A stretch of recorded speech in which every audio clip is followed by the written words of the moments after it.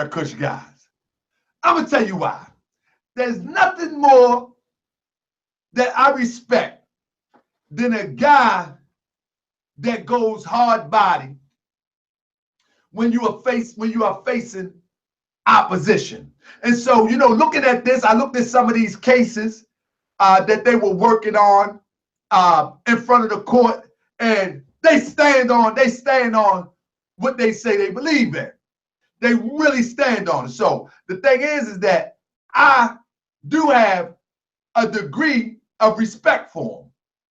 Then the reason why I say a degree of respect for them, is because you got to respect somebody that stand in front of the opposition and stand on their square, whatever you choose to call on their foundation, and they don't budge. You got to respect that. My problem is once we had the dialogue, it seems to me that it was literally the show turned into an infomercial, if you will. The show turned into an infomercial because you would start to see that although these brothers, I'm not going to say the information was all that tight, but I think they articulated it well. It's a difference. You have one whose information is tight, and you have one who can articulate their information well. Those are two different situations right there. I think they articulated it very well. However, if you listen close, it really don't make no sense. Like, for instance, I'll give you an example. The brother say he's not a citizen, he expatriated. However, in the next breath, he says that he drafted a bill. In context, the way I see it, I could be wrong. The way I see it, if you are a part of a country and you expatriate from that country, you're no longer a part of that country. You're no longer the political or legal system or anything with that country. So what they do is they sell a little bit dope, they go to court and say, you don't have jurisdiction. You follow me? You don't have jurisdiction. Yet, you write a bill to the same people that don't have jurisdiction. So how are you going to write a bill into a country that you're not a part of? I don't get that. I don't think that was explained very well. You know, I think they articulated what they were saying, but I don't think that was explained very well. I don't get that. And then if you expatriate and you're not a citizen of this country, what country or nation are you a citizen of? The brother said the Moor nation. The Moor nation. What is the Moor nation? That's an ambiguous term. The Moor nation, you know, when we look at the Holy Quran and the Moor Science Temple of America, it tells you that the Moors, they was at northwest, southwest shores of Africa, all the way over the Atlantis Islands to Mexico, to South America, everywhere. So when you say the Moor nation, what are you talking about? You might as well again use the term Negro, black, and color because it doesn't designate. It doesn't designate a nation because Moor is a conglomerate. You know what I'm saying? And so what the Prophet Ali did, he signifies or identifies us as Moorish Americans, which is unique unto itself. It's unique unto itself. We can go into that teaching another time. So the thing is that I was just a bit confused. Now, on the flip side of that, on the flip side of that,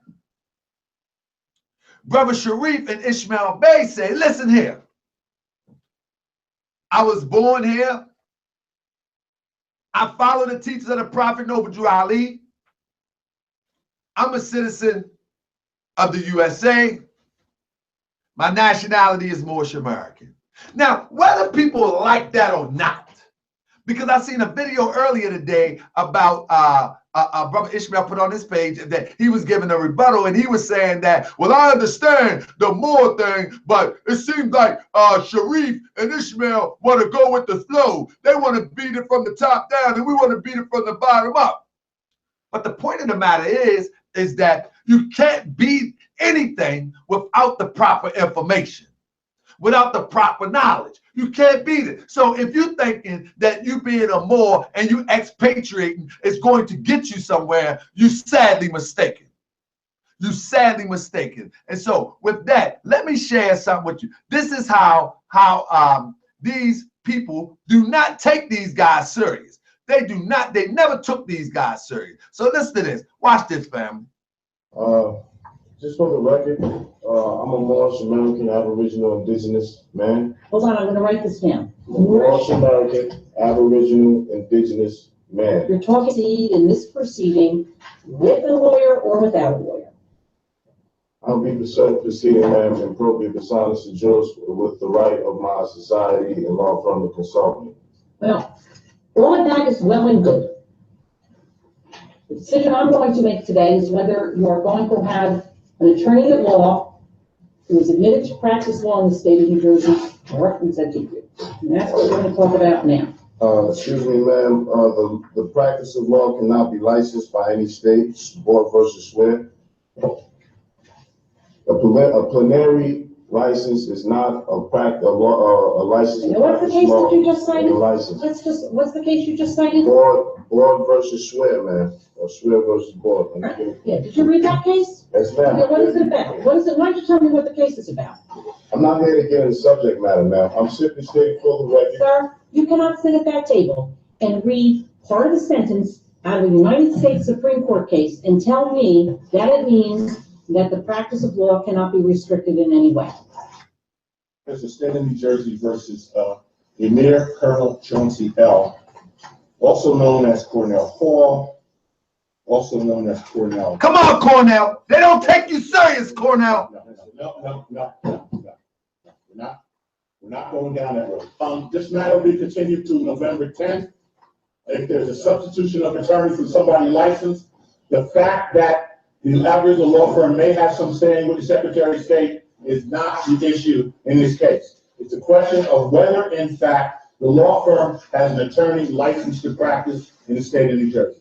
The matter is continued to November 10th, 2008 at 9 o'clock. Thank you. Objection. I'm done. Now put this on record, please. You can put whatever you want on the record. I'm done. He done, Chauncey. He done. Let the record show. He done. A writ of coronal. He gone, Chauncey. He's out of there. To all matters concerning items of subject. I know. I got it. I already placed it. Oh, he back. Already placed it on the record. Place it on the record. November 10th, 9 o'clock. That's it. Honest to Judge Smith. That's my guy.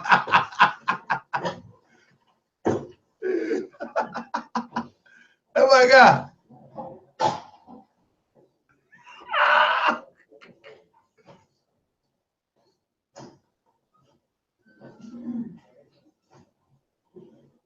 On. However, these are the dates that I have. Monday, January 5th, Monday, January 12th, Tuesday, the 20th, and Monday, the 26th. Any of those days better than another for you? I'm not subject to the court's jurisdiction, so I will not be able to physically attend any of the court hearings. Well, pure metaphysically then. Monday, January 26th at 9 o'clock in the morning. I cannot make that date, man. Oh, you know what? I can't either. We'll put it back to the 20th. Under threat, duress, and coercion, I choose Tuesday. You want Tuesday the 20th? Under threat, duress, and coercion. Tuesday the 20th at 9 a.m. If you're not able to be here physically, you'll be here metaphysically. What we will decide on that day is we will do the briefing schedule so that we can decide the issue of jurisdiction. Okay, can you clarify, what do you mean metaphysically? I don't know. What do you mean you can't be here physically? I can't be here physically in this room. That's what I mean. Okay. Can you clarify? No, I cannot, and I will not. Islam. So what I wanted to show y'all is that this is how far these brothers go. And like I said, I take my fans off for a second for these brothers, to stand up like that. However, I think the question would be, is why were they in court in the first place? The question would be, why was they in court in the first place? Was it a dope charge? Because see, we start talking this jurisdiction stuff, but what are you trying to get out of? That's the question. The question is, what were you trying to get out of? A dope charge? My brother say a parking ticket. What were you trying to get out of? Because see, a lot of times, let me tell you what I discovered. And I ain't gonna yell.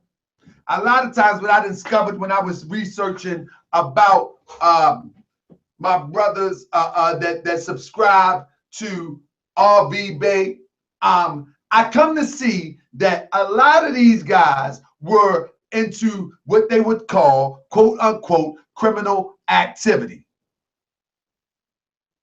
Quote unquote, criminal activity.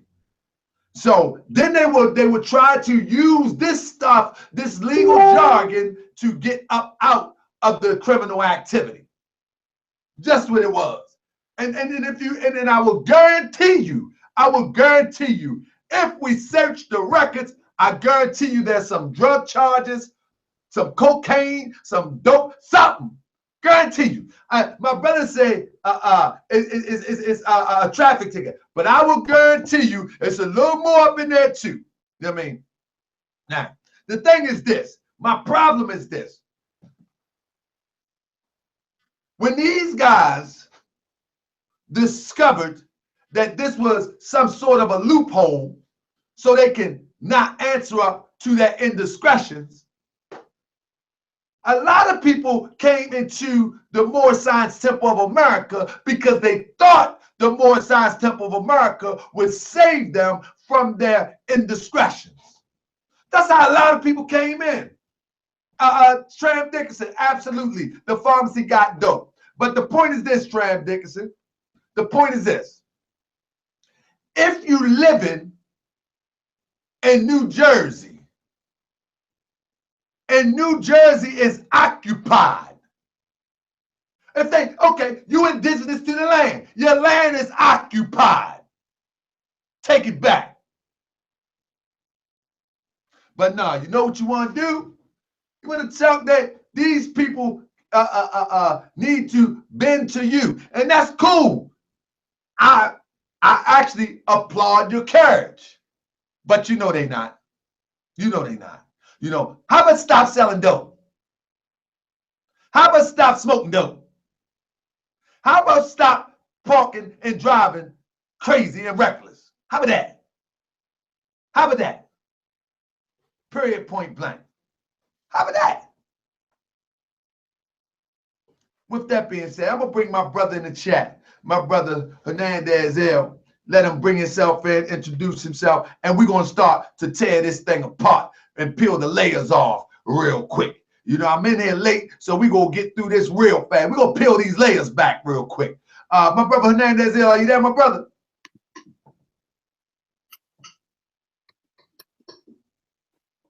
Islam, my brother. So I know you heard me with my introduction, and my premise is that these guys actually, this is my true uncut premise is this, that once this is what I see. They had some indiscretions coming up. They find the sovereign doctrine to try to get out their indiscretions. In today's world, they might not do the indiscretion because they transformed that hustle into selling these bogus books. So now I ain't got to sell dope. I can smoke weed, smoke dope, pop pills, get my gangster on, but I can sell you some books. No. I can sell you some books. I ain't got to sell dope no more. I can smoke dope, pop pills, get my gangster on, and sell you some books. That ain't gonna do nothing but get you hemmed up in the end. Because we're about to show and prove that they never beat anything that they brought before the courts. Not one thing. That's right. Not one thing. And so why they up, and what made me, what really rattled my chain, I'm going to show you after my brother Hernandez come in. Brother, introduce yourself. Come on in the chat.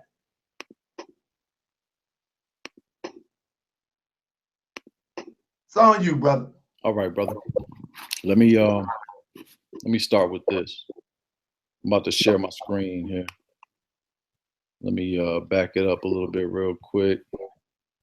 We're going to start from the beginning. I put a few things together for this demonstration. So let me share my screen. Let's see here. All right. Let me know if you can see my screen. True indeed. True indeed. Got you. All right. So let me start with this, because before the show, apparently there were some people that were scared that this show was going to happen. I just want to put this disclaimer up, you know, so anything that I, you know, may use here that may be copywritten, this is all for educational, research, scholarship purposes. And the Moorish Science Temple of America is a non-for-profit educational institution. All right. So I noticed you had put on the flyer dissect, right? So let's deal with that first. So it's from the Latin dissectus, 1600, past participle of dissecare, cut into pieces. Okay. And let me apologize for the misspelling on the flyer. I was in a rush trying to get this thing together. I missed the S on it, but it's all good. Y'all got my point. But break it down, my brother. Don't even work it. Don't even worry about it. So, you know, basically, we're going to cut this apart. We're going to cut it up real quick. Let me deal with this first, because I want to set some groundwork. And for those of you who may not be familiar with this topic, we're going to deal with logical fallacies. Here's a few examples of formal fallacies. You can look this up anywhere, right in Wikipedia, as you can see. So logical fallacy. In philosophy, a formal fallacy, also called deductive fallacy, is a pattern of reasoning rendered invalid by a flaw in its logical structure that can nearly be expressed in a standard logical system. For example, propositional logic, an argument that is formally fallacious, is always considered wrong. A formal fallacy is contrasted with an informal fallacy, which may have a valid logical form and yet be unsound because one or more premises are false.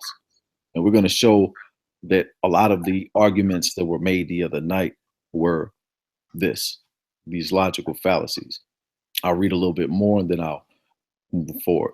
The presence of a formal fallacy is a deductive argument does not imply anything about the argument's premises or its conclusion. Both may actually be true or even more probable as a result of the argument, but the deductive argument is still invalid because the conclusion does not follow from the premise in the matter described.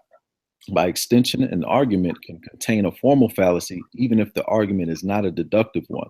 For instance, an inductive argument that incorrectly applies principles of probability or causality can be said to commit a formal fallacy.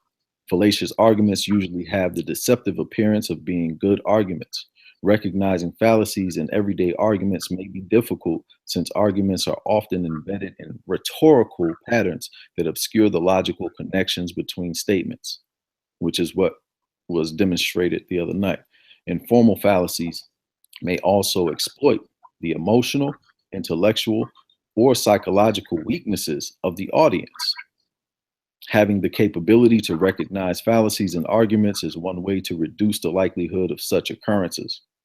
So I urge you all who may be listening to study this science. Argumentation theory provides a different approach to understanding and classifying fallacies. In this approach, an argument is regarded as an interactive protocol between individuals that attempt to resolve their disagreements. The protocol is regulated by certain rules of interaction, and violations of these rules are fallacies. All right, so let's deal with this first. This first fallacy. This is an email that I received. I've been on their email list since probably 2011, 2010 maybe. And I cannot unsubscribe. I've tried many times. There's no way to unsubscribe from these emails.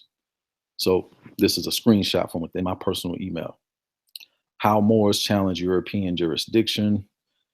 It says here, to quote, finally, we produced a book that details and outlines all the arguments and parameters for which Moors can efficiently challenge the jurisdiction of European colonial courts, specifically U.S. courts.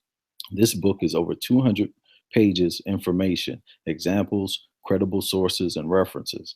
It also includes an actual jurisdictional challenge motion template used by members of the Murakush Society in several court cases. The motion templates provided in the book are motions used by Mansa and El Amir in direct litigation.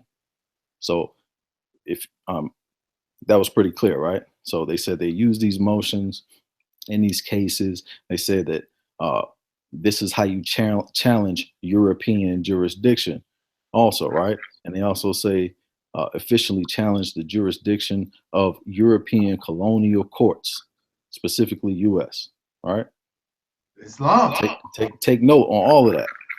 So here's the book. You can get it. I think this is a sale here, $64.99. I think it was like 75. There's a coupon code there, right? So it tells you all of the wonderful things the book is going to talk about: doctrine of discovery, foundation of European jurisdiction, territorial jurisdiction, equal justice, religious freedom, badges of slavery, motion template. So boom, that's what you get with that package, right? So let me tell you something. To utilize that book, and this is the logical fallacy here, family. To utilize that book, you're going to have a time machine, because the end of colonialism in America, which I will read henceforth, ended in 1776. So the end of colonialism in America, for the most part, the countries of the Western Hemisphere became independent from Europe in the 50-year period from 1775 to 1825. The United States won its independence in 1776, and Mexico and Central America became free of Spanish rule in 1821. Hold up, brother. So you mean telling me that they use stuff that don't even apply in this day and time? No, you have to travel back probably about, what, 300 years? 300 some odd years? Teach, brother. Teach. Teach. So, except for the Guyanas, the countries of South America became independent of Spain and Portugal between 1810 and 1825. British Guyana did not gain its independence. So again, just wanted to touch and retouch on the logical fallacy aspect. So something so simple that they try to make these claims and sound so grandiose, but as you can see, again, it's just a logical fallacy. So again, here, if they wanted to do that in real time, as you can see, they actually would have to go to Europe. And here is the European Court of Justice. And the reason why I put this here is because, as you can see on the bottom right-hand corner, it deals with the jurisdiction of the Court of Justice. Above that, you see emblem of the Court of Justice of the European Union. So let's read this so we can understand why this is actually up here, because when you let's go back a slide. So they said challenge European jurisdiction, right? So to do that, like I said, you'd either have to travel back in time or they'd have to travel to Europe. So maybe that's where when during the expatriation process, maybe they are now citizens of the European Union, because this would be the application right here. The European Court of Justice, officially just the Court of Justice. As you can see, French Cour de Justice is the highest court in the European Union in matters of European Union law. As a part of the Court of Justice of the European Union, it is asked with interpretation EU law and ensuing its equal application across all EU member states. The court was established in 1952 and is based in Luxembourg. It is composed of one judge per member state, currently 28, although it normally hears cases in panels of 3. 5 or 15 judges. The court has been led by President Cohen Leonard since 2015.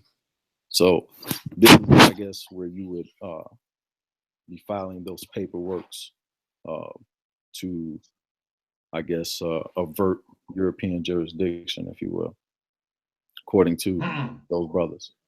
So brother, real quick, when you say that, it reminds me of what the brother did. Hold on one second. It reminds me of, so today you put up the disclaimer. And if you can bring that slide back in a second, I want to share some with the family. All I did was say that we're going to talk. What had happened was, hold up. What has happened was, all I said was, I am going to dissect Murakush, meaning that I'm going to break it down. I'm going to bring somebody on here to help me break it down, and we're going to see what's really going on with this Murakush. You know what I mean? That's it. So when I did that, this will happen. Soon as I put the video out, this will happen. The brother, my good brother, standing up, telling the people, telling the court that they don't have jurisdiction. This is what he said. You should cease and desist on using our copyrighted commercial logos. Now they're copyrighted with the United States, a country which they expatriated now. Here you go. You should cease and desist on using our copyrighted commercial logos and images for slander purposes. Let me make a disclaimer. I'm not slandering. I'm not using slander. I'm only examining what you have said and using what you have said to examine what you have said, if that makes any sense.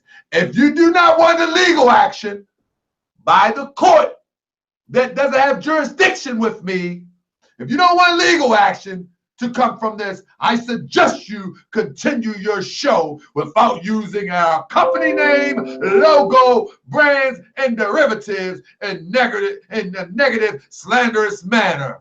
Or I'll take you to the court in which I am not subject to because they don't have jurisdiction on me. So Fuqua-Bey said, you're using mine as we speak. My video, that is. I didn't give you permission to use my video to peddle your books. Now, you threaten to take me to the very people that has no jurisdiction? Laughable. Laughable. These guys are laughable. Now, how you going to take me to court about with people that don't have jurisdiction?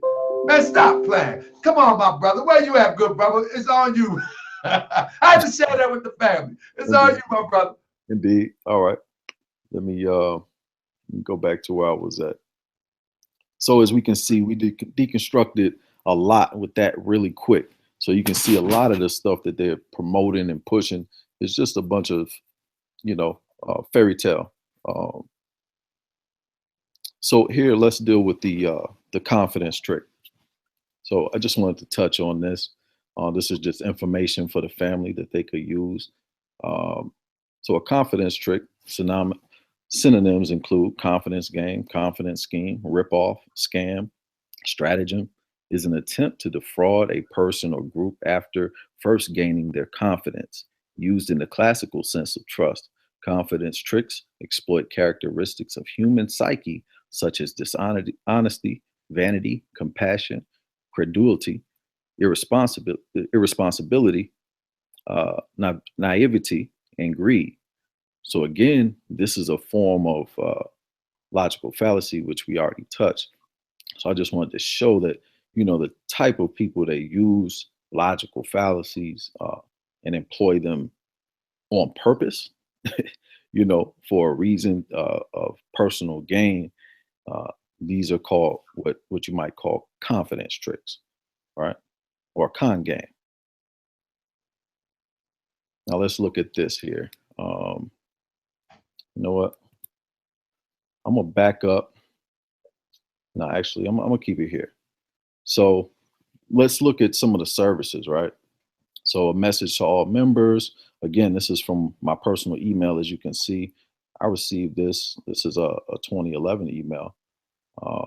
So It says, welcome to Murakush Services. The Murakush Caliphate of Amexem is offering certain services to indigenous people seeking to clarify, to certify actions, identity, status, etc. Currently, Murakush Services is offering nationality, proclamation certification, indigenous birth record, civil death certificate, oath of allegiance, minister certificate, Murakush apostille or apostille, motions and affidavits, nationalization program, special appearance coaching, consultations. I mean, that's amazing, right? It's a lot of different things that they're offering, you know. So let's see here. Also, we have the nationalization program, right?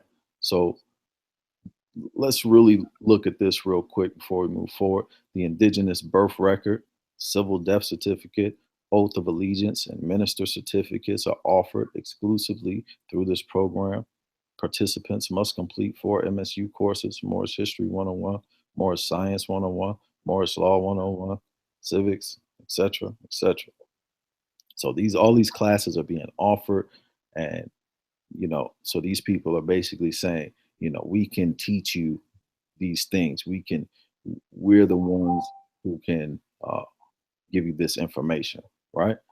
So I'm building on a story here. So I want you all to take this in, right? So now let's move a little bit further to the expatriation, because that's one of the big things. So expatriation is receive voluntary renunciation of citizenship of one's country for citizenship of another. So I noticed one thing we didn't get was the country that they got citizenship with after they expatriated, according to what they said. So let's look a little bit further. To expatriate, to send into exile, all right? To remove oneself from residence in one's native land. Why would one want to do that? To give up residence in one's homeland. To renounce allegiance to one's homeland. I mean, just think about this. One who has taken up residence in a foreign country. As far as I know, they're still in New Jersey. One who has renounced one's native land. So again, we got the concept that says, let's leave, but I'm gonna stay. So you expatriate, become stateless. Now you don't have another nation to build with, to link with. Now you're left out on your own. Before I go on further, so I wanted to first just kind of paint that picture, and I can just keep on painting it and painting it, but I'm gonna add on real quick because I want you all to see, what ends up happening as a result of painting this picture. Give me 1 second. I'll pull all this up here. Boom. United States District Court, District of New Jersey. So these guys, are telling people that whatever kind of law services they offering, they are definitely not lawyers. They're not certified. I know how a lot of people in the community may feel about lawyers or attorneys or the bar, but that is just, a lot of that stuff is just misconstrued. Brother Taharka, want to thank you for having the sister on a couple times, because she kind of cleared that up for those of you who didn't see those different shows. To have a certain, you think lawyers are getting paid by some bar association. It's not true. It's not happening. So let's look at the cases. I want y'all to first roll with me and help me count up the amount of cases that we have here. Okay. Okay, hold up. Yeah. My brother just said he wants y'all to count how many cases. I want y'all to pay attention. Pay attention to this. This is how bogus this stuff is. And I don't understand why our people fall for this stuff. Pay close attention. Pay close attention, because I went over the same thing. Yeah. Brother, go ahead. Take the floor, brother. All right. So I just showed all of the different legal activities and actions and functions, and they're gonna coach you through your special appearances and all this kind of stuff, right? So this is This is what New Jersey District Court says, since since they're not under the jurisdiction and, all of the different claims they've made. Notice it says here in the middle, opinion applies to all actions. So look at that first one. So that's civil action number 09 ending in JBS. So that's 1, 2, 3, 4, continued, 5, 6, 7, 8, continued, 9, 10, 11, 12, continued, 13, 14. And these guys got a lot of time on their hand, man. 15, 17, 18, 19. 19 cases. And it says opinion applies to all actions. Hold up. Yep. Opinion applied to all actions. Come on, brother. 19 cases. Back to back to back to back to back to back. 19. That's a 1 in 9. That's a 1 in 9. So let's see what District Judge Jerome B. Samandel has to say. This opinion addresses concern raised by commencement of the above captioned civil and habeas matters. While the immediate legal issues presented by the above captioned cluster of actions are simple, the concerns associated with the influx of these actions are great and thus warranted in detailed discussion of the litigants, their purported counsel, and their litigation practices, their purported counsel. Okay, I just want to be clear as far as the consular courts, which the Moorish Science Temple did use, those closed in 1956. Just for the record. Introduction. For the record. The above captioned 19 actions appear to be part of the influx of civil cases initiated over the recent months by the same group of litigants in various federal courts. The bulk of the documents submitted in the matters before this court were signed by 2 litigants, one of whom refers to himself as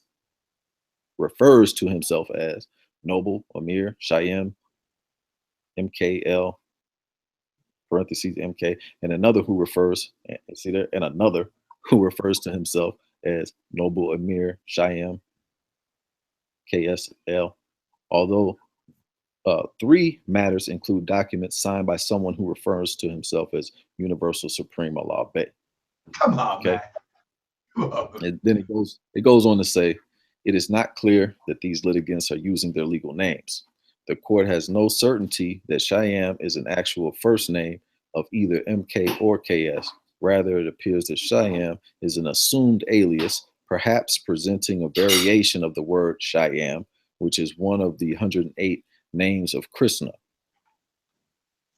They were actually going in deep.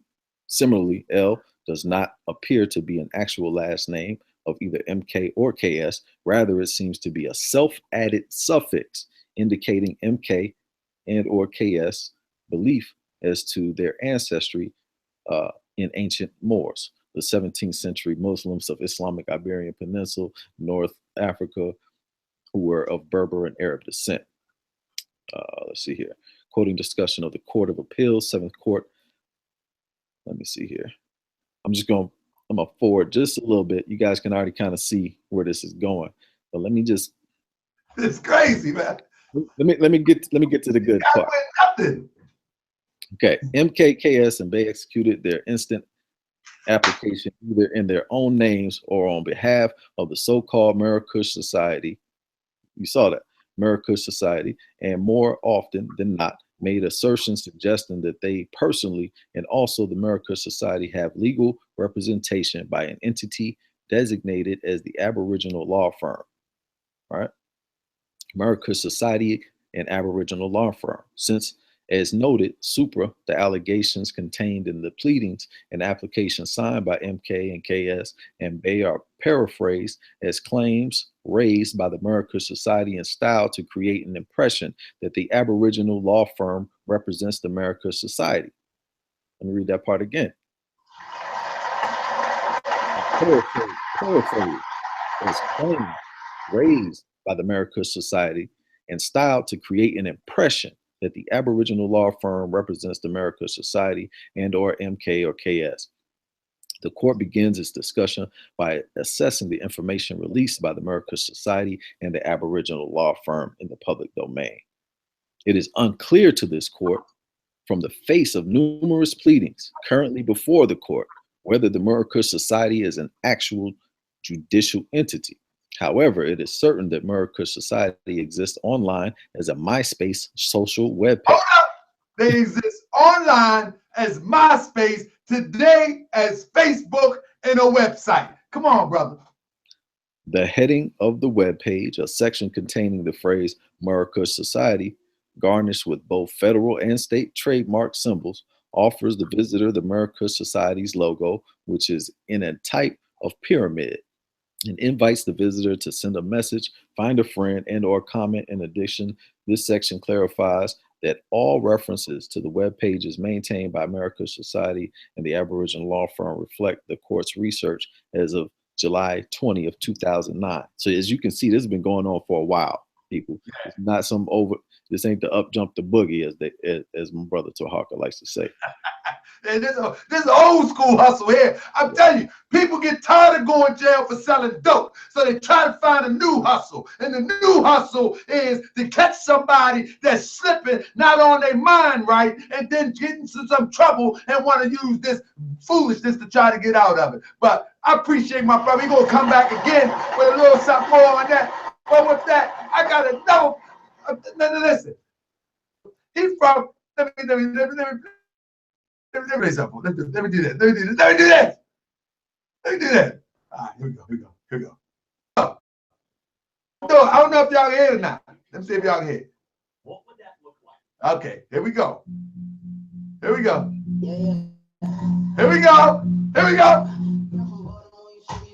Hey! There you go. Hey, let me stop. Let's take Cobain. Homeboy from Baltimore. We got for a second. See, y'all don't know nothing about this, man. We're gonna keep it 100. But I'm gonna let my brother introduce himself and come in the chat. I see the brother online going to bat for the prophet, as well as our life that we represent as Moorish American Muslims. Brother, come on in the chat, introduce yourself. Tell the people who you be, my brother. Unmute your mic. I muted your mic. You got unmuted, and then when you finish, mute it. It's on you, my brother. Okay. Islam, can you hear me? My brother. Brother, come on in, my brother. Islam, this is Noble Miguel Mario Fuqua-Bey from Temple 2. Grand Sheikh Arno Bey, Rise give honor, perfect praise to the great God Allah. Holy and the Prophet Noble Drew Ali. Holy and Divine Prophet Noble Drew Ali. It's I give honor for first and foremost my mother and father. Without them, there'd be no me. I give honor to everything Moorish. I give honor to our Moorish flag. I give honor to everybody that took a breath before I did. I give honor to everybody sharing the same breath that I am. Yeah, as stated, I'm from Liberty Heights in Gwinnett, Northwest Baltimore. I grew up on a block where if I did something wrong, I would get whooped. 3 houses down, 4 houses down, 5 houses down. So there's a level of responsibility that I take to this movement. And the gentleman we're talking about today, and honestly, I'm being kind to call him that, are very disrespectful to the prophet, as a lot of them are. And I just, you know how we do. And Baltimore is just, I just don't take kindly to it. So what I see is they basically took the dope game hustle to this movement, and they known as the duffel bag boys, and they're really making us look extremely terrible. And it's not just them, it's Tashariq Bey, it's not being thorough and not being responsible, and all these other side groups that are just playing on people's need to want immediate gratification and stuff like that. It's foolishness. When in the end of the day, it takes a level of discipline and it takes a level of commitment to go into what you call law. Like these people spend 8 years every day, day in and day out. If you actually have a law student and you see their schedule, it's retarded, man. It's crazy. And for you to think you can just go download some paperwork from Murakush Society or Fuqua-Bey and be able to compete with these people, it's foolish, man. It's foolish. And it's not really hard, man. It's not really hard to understand that. Here's what I always say to people. You can't look in China, or you can't look in Brazil, and you can't look in Chile or Ghana and find everybody in that country that has to learn law and put paperwork in. Brother, you know what, brother? That's one thing I gotta agree with. I've said, I'm gonna mute your mic, so you're gonna have to unmute because I want to chime in on that. I've said this to somebody last week. I said we are the only group of people, and when I'm talking about us, I'm talking about the brothers from the Fuqua-Bey, the brother from Murakush, the brother from the Republic, all of this stuff. We are the only group of people that we want to paperwork our way to freedom. I have never seen, man, even in the Gaza Strip, a child even tried to throw a rock at the daggone tank. We want to paperwork our way into freedom. Go ahead, brother Tunica. Man, yeah, brother, I'm with you on that.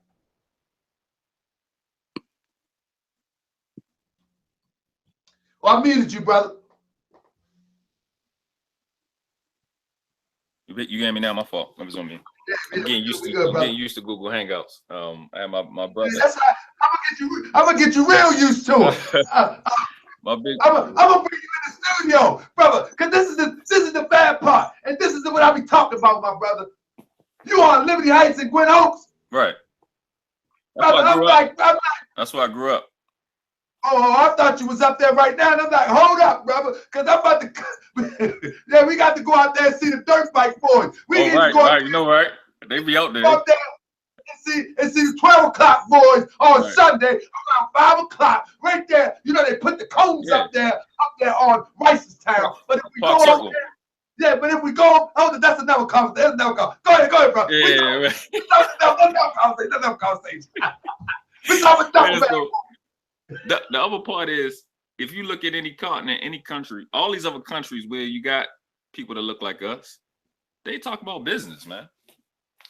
They talking about business. They talking about business. They trying to move billions through their people's hands, man, and building infrastructure. That's why us in Temple 2, we talking about entrepreneurship every day, all day, twice on Sunday. Because at the end of the day, we need food, shelter, clothing, transportation. Putting paperwork in ain't gonna get that done. And the thing that's different between me and somebody else, I did everything that y'all done, and I mean everything that y'all have done, I've done. Everything in this so-called law community, I've done all of it. All of it. The black card that you think you want, all of this stuff that you think you can come up with, or every single so-called conspiracy. I'm not gonna call it a theory because enough of it is true. I've done all of it. It's fake. Like I'm just saying, I'm trying to get used to the Google Hangouts. One of the best in the movement, in the legal movement or the law movement, is Brother True Freeman. That's a good brother of mine.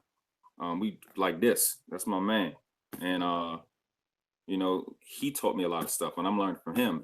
Everything he talk about that's somebody that you can, if we compare Murakush Society, all of them, and Fuqua-Bey's, Tajay, I call them Tajays, or all at Fuqua-Bey, this one man has more W's than all of them combined.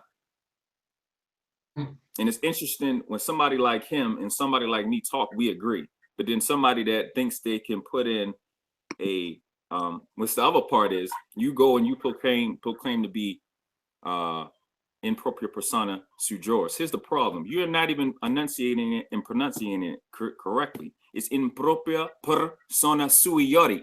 It's not sui juris. It's sui juris. You don't even know the language you're speaking. You don't know how to. You're not even. It's just, listen to somebody. They're not competent, but then you go in and you half speaking Latin like they are. You on the same level. I can dominate anybody in this movement with grammar alone. Just grammar. Just basic grammar. Basic grammar. It's not rocket science. So these big books here, I actually went and bought them. I'm not just running my mouth. When Ty Shariq say, I'll show you.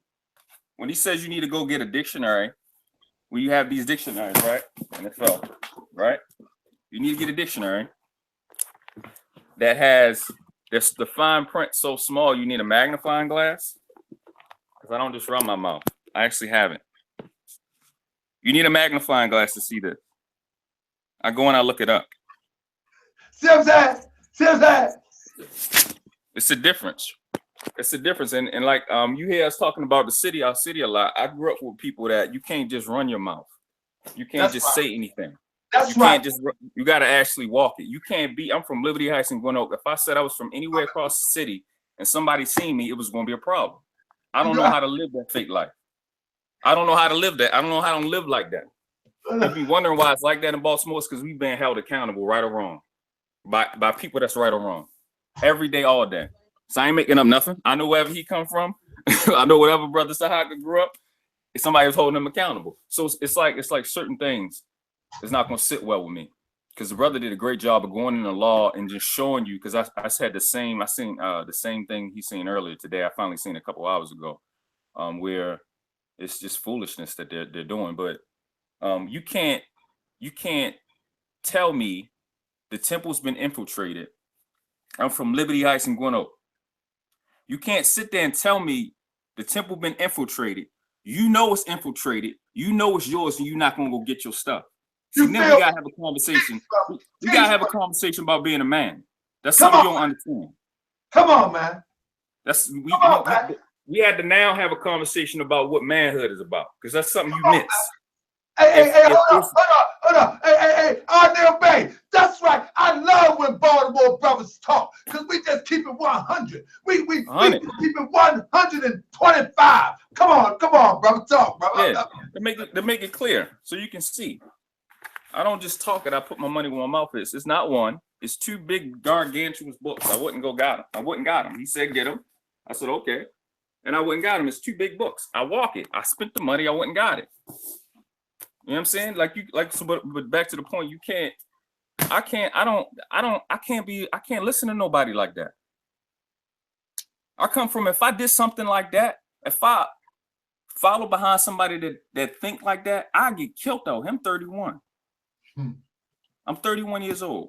What motivates me? See, what motivates me is when I'm going through law dictionaries and I'm going through stuff, what motivates me is when I was 8 years old, I got to see what I would look like dead in a casket at my brother's funeral. He was 21. I'm 31. He's been dead for 23 years. He's been dead for longer than he lived. That's my motivation. So another 8-year-old don't have to go through this. So I can start getting you out. It's not so I can get attention and I can get likes on Facebook. I'm trying to make sure another 8-year-old don't look at his face in a casket like I had to. It's different motivations. Y'all forgetting it's a body count behind this movement. It's not for playing. It's not a joke. It's not to be cute. There's a body count. Yes, sir. Yes, sir. Hey, brother, you got me fired up, brother. Let me grab it for a second, brother. Let me tell you. Indeed. I know, man, when I hear fighters like this and Hernandez, man, these are the intellectuals, man. I'm the one, man, that was the type of brother that, okay, I'm the type of brother that I cleared away. I might don't have the book with the small print, but my brother got the book with the small print, and I got him on the other end, if you follow me. You know what I mean? I got him on that other end. Why y'all gotta follow me. Hernandez, he gonna get you on it, and I'm gonna get you on that other end. And this is how a nation works. Y'all gotta figure out what the other end is. But the point of the matter is that as we begin to fake people out, and I'm talking about I'm referring to Murakush. I'm referring to Fuqua-Bey. I'm referring to, at this point, Murakush. And that's right. I keep saying it. That's right. Keep saying it. So he can take me to them people that they don't have jurisdiction over him at. That's what I want him to do. Anyway, so I'm referring to Murakush, right? And when I'm referring to them, they play a lot of games with people's lives. So one of the things they do with people's lives is they try to get people to buy this, I think for $50 to $65, something like that, 59 or something. They playing with people's lives. However, while you are buying this piece of plastic worth nothing, the government is right here. This is in Ohio. This is Idaho. I'm sorry. Idaho has an extension for real ID enforcement, allowing federal agencies to accept driver's license and identification cards from Ohio through October 10th, 2017. Let me go a little bit more. Secure driver license identification documents are vital components of a holistic national security strategy. Law enforcement must be able to rely on government-issued identification documents and know that the bearer of such document is who he or she claims to be. Real ID is a coordinated effort by states and federal government to improve the reliability and accuracy of state-issued identification documents, which should inhibit terrorists' ability to evade detection by using fraudulent identification. You see where this is going? When you buy this piece of plastic, you are putting yourself in the crosshairs. You putting yourself in the crosshairs. How about you just unite with your people first and then come up with some type of program to put strength on the table instead of buying this, wasting your money to get yourself put in some crosshairs. That's all I'm saying. Stop putting yourself in the crosshairs, people. Unite. We are the most populated. We have the strongest in numbers. If we unite, we can do anything that we want to do. But buying this from a brother offline, thinking that it's going to liberate you from somebody, you have lost your mind. Brother Hernandez, are you there, brother? Yeah, I'm here, brother. Yes, brother. Come on in, brother. Indeed. Then I switch back to my brother, my big boy brother, and then we take it all home. I'm gonna stay about 30 more minutes, brother. But the point of the matter is, you buy that fake ID, and you putting yourself in the crosshairs. Oh no, you ain't got to be a chump. You ain't got to be a chump. You know, you scared? Nah, that ain't my thing. You know what I mean? Ain't my thing. The point of the matter is, it's worthless to begin with. Come on, my brother. Yeah, let me finish dissecting a few more things. I'm gonna touch on this on these cases one more time because I want to read this one part, and then the family, y'all can seek this document out, and y'all can pull up the judge's decision on the 19 cases by Murakush that were all lost. It says here, Murakush Society. Let me make that big so everybody can see that. I want everybody to see this. It says Murakush Society is located in Murakush Principality, Timbuktu Territory, Samal Sharif MA.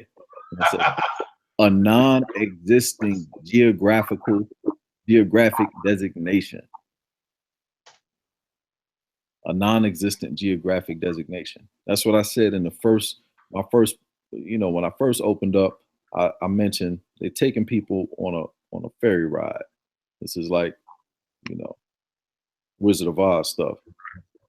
Let me go in a little bit further.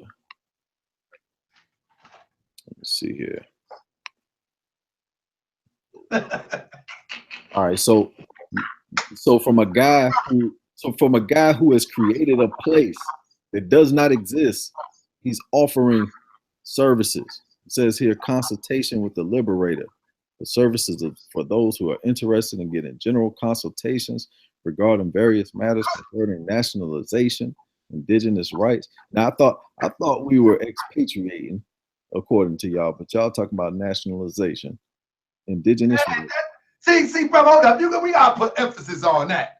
Yeah. How do you to teach nationalization if you expatriate. That does not, people, we need to wake up. This is just ridiculous. We fall for this okie doke. We need one of those bombs, the clue bomb. Man. Because that deserves a bomb. Indigenous rights. Now, for those, we hadn't discussed this, but for those who are looking for indigenous rights, that's a whole nother ballgame. And it's not done through a consultation with the Liberator, just for the record. Right to travel. So these guys are also pushing the right to travel. They have a book on right to travel, $50 book, to tell you how to get locked up on a regular basis. That's it. Let's see. So let me just run through a few of these. Let me see. Hold up. Let's drop a bomb on them. There we go. How are you, brother? That's right. These guys are funny to me. So look, this is the holy and divine movement founded by the Prophet Noble Drew Ali. And if the prophet is not right, the temple is not right. The prophet, therefore, is sending out the divine plea to all Moorish Americans. They do their part in protecting their prophet and temple. These are the trying hours now, dear Moors, and every evil spirit is moving. And they are trying every weak mind to overthrow and drag out the true foundation that has been laid and to cause confusion in the mind of the ones that do believe. But if you have the true love of Allah and the spirit of your forefathers, you fear not what you hear or see, but will sacrifice the utmost of your life to protect the movement of your prophet. Watch your enemies, dear Moors. Your enemies are the ones that speak against your prophet and ridicule him to the very lowest, and the ones that speak against your divine and national principles of your temples. Act accordingly, and Allah will bless you for your good works. These brothers are over there right now ridiculing the prophet and divine principles, temples to the lowest. They are trying to disqualify our prophet Noble Drew Ali so that they can be viewed as the heads and eyes and minds. But the prophet knew that the subverts like that would come about and projected into the future tense, and said they are working every scheme and that they can to disqualify me so that they can take charge of the situation. That's right. You know what I mean? So this, again, here's the cars that you were just showing. You see the prices there. These are $60, for the Moor identification card. And one thing, these brothers have you giving it to the European. The prophet said, don't show your card, don't flash your cards to the European. It's for your salvation. So they, it's like I heard them mention that, they are not nothing like the temple and this, that, and the third. To me, it seems like they've tried to, it's like a mimicking, but then try to act like they ain't trying to mimic. Well, brother, you got to remember that this is what the brother said. Let's listen. Everybody listen. Just for the record, I'm a Moorish American Aboriginal. He a what? Man. Who came up with Moorish American? Yes, man. Just for the record, I'm a Moorish American Aboriginal Indigenous man. One more time. Man.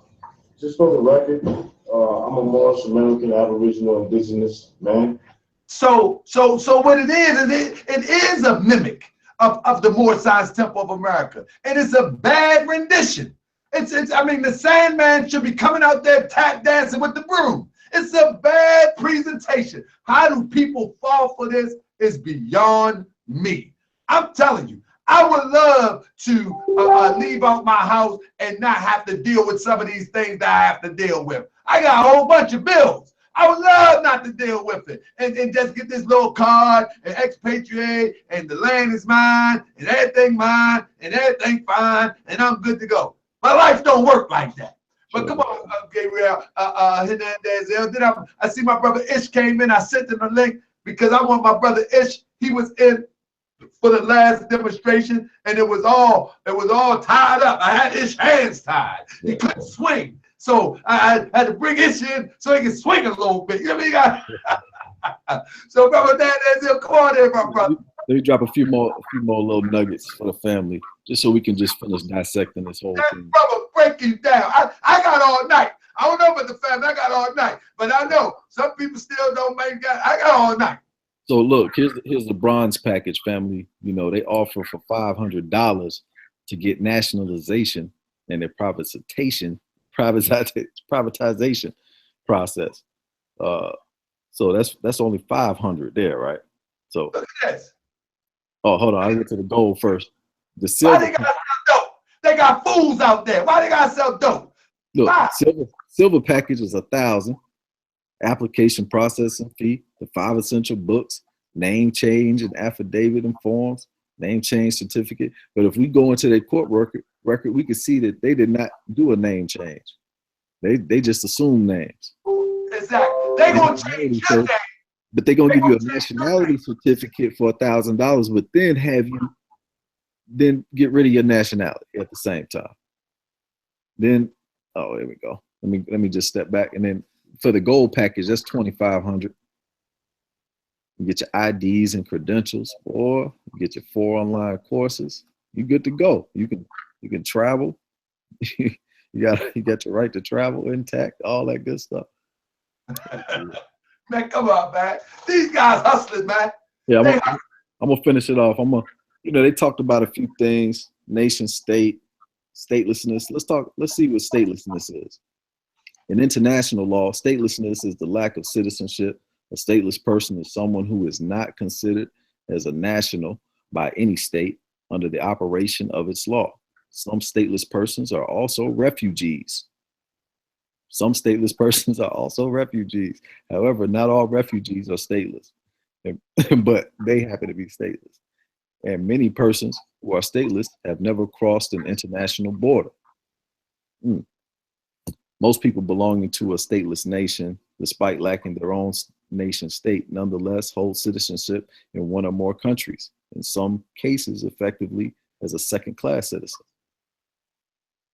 So again, we talking about, they're coming out here, they're charging you $1,000 to get your nationality, and then having you give up your nationality for, and I didn't even get to cover this part more. Let me see if this is in here real quick.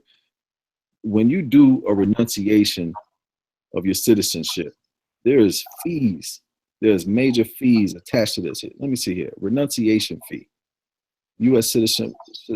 citizenship was free until July 2010, at which time a fee of $400 was established and increased to $2,350 effective September 12, 2014, was justified as reflective of the true cost of the processing.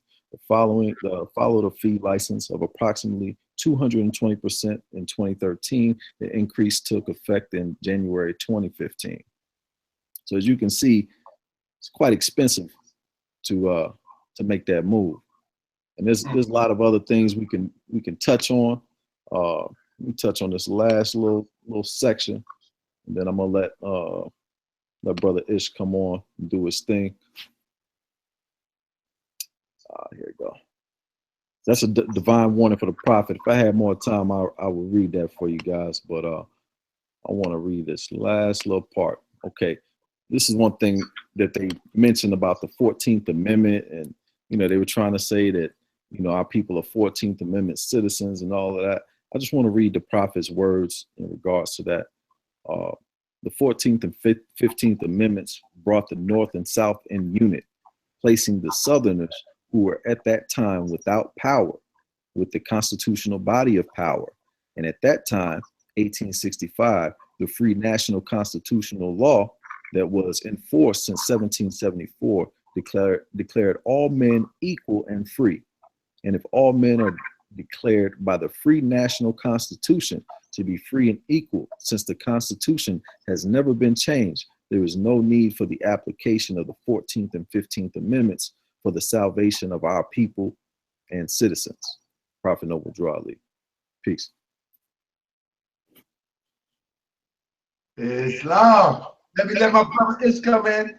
Brother Ish, did I let my brother Ish, you there, my brother? Peace and blessings, great king. How you doing tonight, family? Hey, brother, I'm doing good, brother. I wanted to get you in here. I wish I could have got my brother Sharif in here, but he always on the world tour somewhere. He always out there stomping the pavement somewhere doing something. But so I didn't get him up in here, but I got you up in here. Brother Ish, man, Yes, listen. So the moment that the debate went down, right? And when I mean went down, after it was posted and after it was over, I want to share the people of one of the main reasons I had to do this video, do this presentation right here, is because the brothers seem like they used, I thought they were really trying to share some information. And when you go back over the video, you'll notice that they really wasn't sharing no information. They was actually trying to just put it out there so they could try to sell some of their books. And that's why they kept on talking about their website. They kept on talking about the they kept talking about the books. It's in this book. I asked them about the book. They tell me, get the book. I'm not getting your book. No, I don't feel like going to jail. I got things to do. Anyway, but this is the post that goes on Facebook right here. Now, right after the show, this was the brother post right here. And he tagged people in it. 85 people he tagged in it to try to sell this piece of fuel for the fire, you know. And now look, and look, not only that, he tags his book. He uses my name to try to sell these books that is nothing but a good get in jail free card. Look, then he want to do a show to follow up. He connect his books and IDs to it. That's supposed to be today. He probably got about 3 to 5 viewers, whatever the case may be. But all through this post, this brother just begin to just try to sell these books over and over and over. If I hit any of these lines, let me hit previous comments. If I hit any of them lines, I ain't gonna hold you up with that. If I hit any of these lines, I guarantee you, somewhere in here, he didn't post his book again. He didn't post it. So my problem is this. If you would have told me that you your intention is to try to market your book, man, I don't know.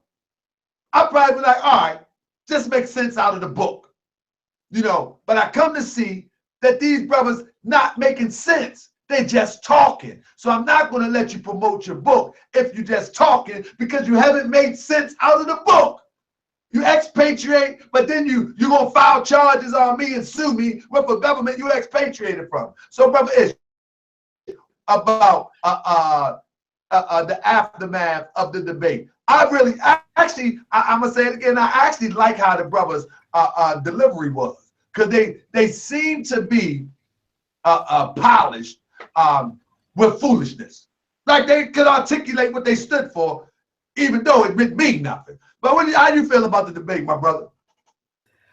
I think that the debate / discussion went very, very well. You know what I mean?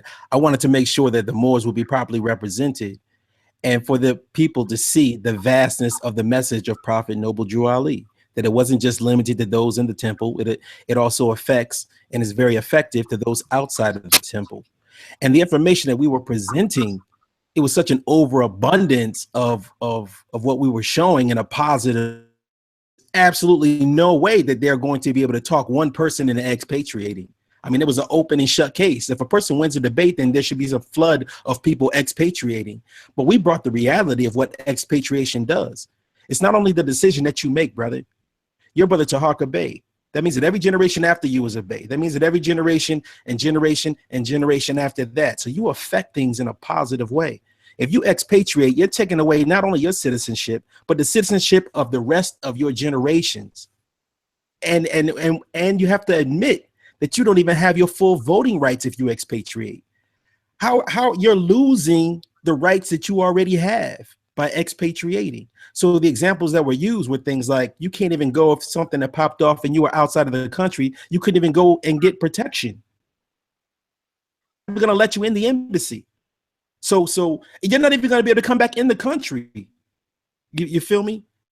And we have a brother right after the show that we had contacted that had expatriated. That with the new policy, he really expatriated. The real deal. Absolutely. He didn't live in New Jersey talking expatriated. He really expatriated. And what happened, brother Ish? He listened to their advice, and people like him. He expatriated. The worst mistake that he ever made in his life.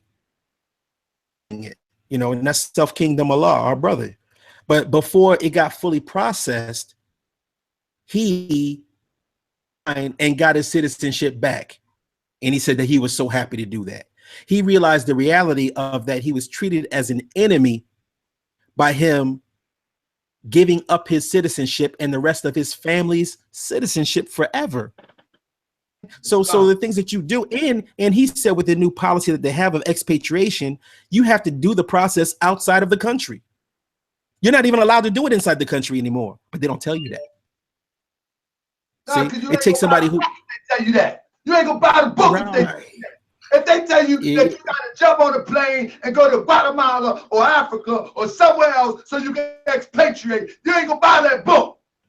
But then you'll buy that book. Yeah, so that's why it was such an easy win. It was, look, the process is you got to go to another country, you got to expatriate, and you think you're going to come back here? You think you're going to see your cousins, your mothers, your fathers, your aunties, your uncles? You think you're ever going to see them again after you expatriate? See how hard it was for most deaf to come back into the country? I'm sorry, brother. What were you about to say, King? Brother, you know what amazes me, brother? It's don't mean to cut your wisdom. What amazes me is people talk this stuff online and then they get offline and go into another life. Remember, they have children. You know what I mean? Remember, they have grandmothers, they have mothers. They get off the line and they go to another life. It's just like them tough talkers online. You know what I mean? If you see them anywhere else, man, all that tough stuff is out the window. All of it. And it's just like these guys that talk this sovereign freedom paper tossing stuff. Man, they get their children, they go get their children a free lunch and send them right there to be educated by the European. Talk to me, brother. That's what they do. That's what they do, Ish. I think that's for sure. I think that's for sure. I think and another come on, bro. I'm just hyped up. Come on, Ish. Never let my brother Fuqua-Bey come in. Come on, Ish. I know you got that fire. And peace to brother Fuqua-Bey, and also peace to brother Gabriel Hernandez Ill. I think they did an excellent job of sharing the wisdom and making sure that the prophet is well represented, as well as you, brother Fuqua-Bey and Moorish World TV. Definite shout out to brother Sharif Anil Bey, my brother and my teacher.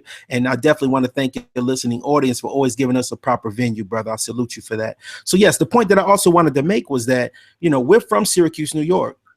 Tribes in Syracuse, New York is the Iroquois Nation. And the Iroquois Nation, they have their own passport. And with their own passport, they had went, they play in the World Lacrosse League.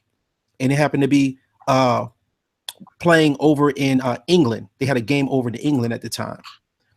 And with their own passport, it was not up to code with the standards that the passports all go under. They have to have like certain kind of watermarks, passing scans and things like that. They didn't have the proper technology on their passport. The United States said, if you go over to England, we will not allow you to come back to America. This is the Iroquois tribe that is the prototype of what the U.S. Constitution is made after that tribe. That's the Cherokee Nation. That's the Oneidas. That's the Onondaga. That's the 5 tribes that make up the Iroquois Nation. And they told them, if you leave this country, you can't come back here. You think some Negro that got some homemade packet being bought from whatever society it is, you think they're going to let you back in this country? And they told the Iroquois Nation that they're not even going to let them back in this country? Come on, man. Like, so that's the reality of what we were trying to let the people know. Look, we have politicians in Syracuse that just got a $400,000 grant. And with this $400,000 grant, he opened the Sankofa Park, put people to work. This is the reality of being able to use the fullness of your citizenship. So you can have somebody who's trying to nickel and dime and dig in your pocket, or you can follow the prototype of a Sankofa district that we have, of politicians, of the work that's being done by you, but works that's being done all over this nation from coast to coast by Moors that are following the lead from Prophet Noble Drew Ali, brother. It's long. So let me bring my brother Fuqua-Bey. Let me say this Fuqua-Bey back in, but give me a second. My thing is this. I want to tell people this, and I said this to another good brother that was on the defense and representing the prophet while brothers was talking this stuff. Let me give y'all some clues real quick. I want to help y'all out. I want to help the family out real quick. So when you I want to share this real quick. Follow these instructions, family. When you're on Facebook, right, and you hear these brothers talking all of this mumbo jumbo about expatriate, about nationals, about all of these things that's supposed to be Moorish science, but we know they're really not. And all of these things that's a derivative of Moorish science, and now they say it has nothing to do with Moorish science. I want y'all to go through their pictures. Go through their pictures. And one thing you'll notice, ain't a whole bunch of family there. They're not real people. They have a Facebook persona. They have a YouTube persona. It's not a whole bunch of family. It's not a whole bunch of children. You might have one or two so you can say, hey, look, my son have a fez on. You might have everything else going to be cartoonish, animated, a bunch of fake people just to make up a Facebook page. But these are the people that are really just provocateurs, just going to and fro and just creating confusion. See, real people and everybody, and this doesn't apply 100%.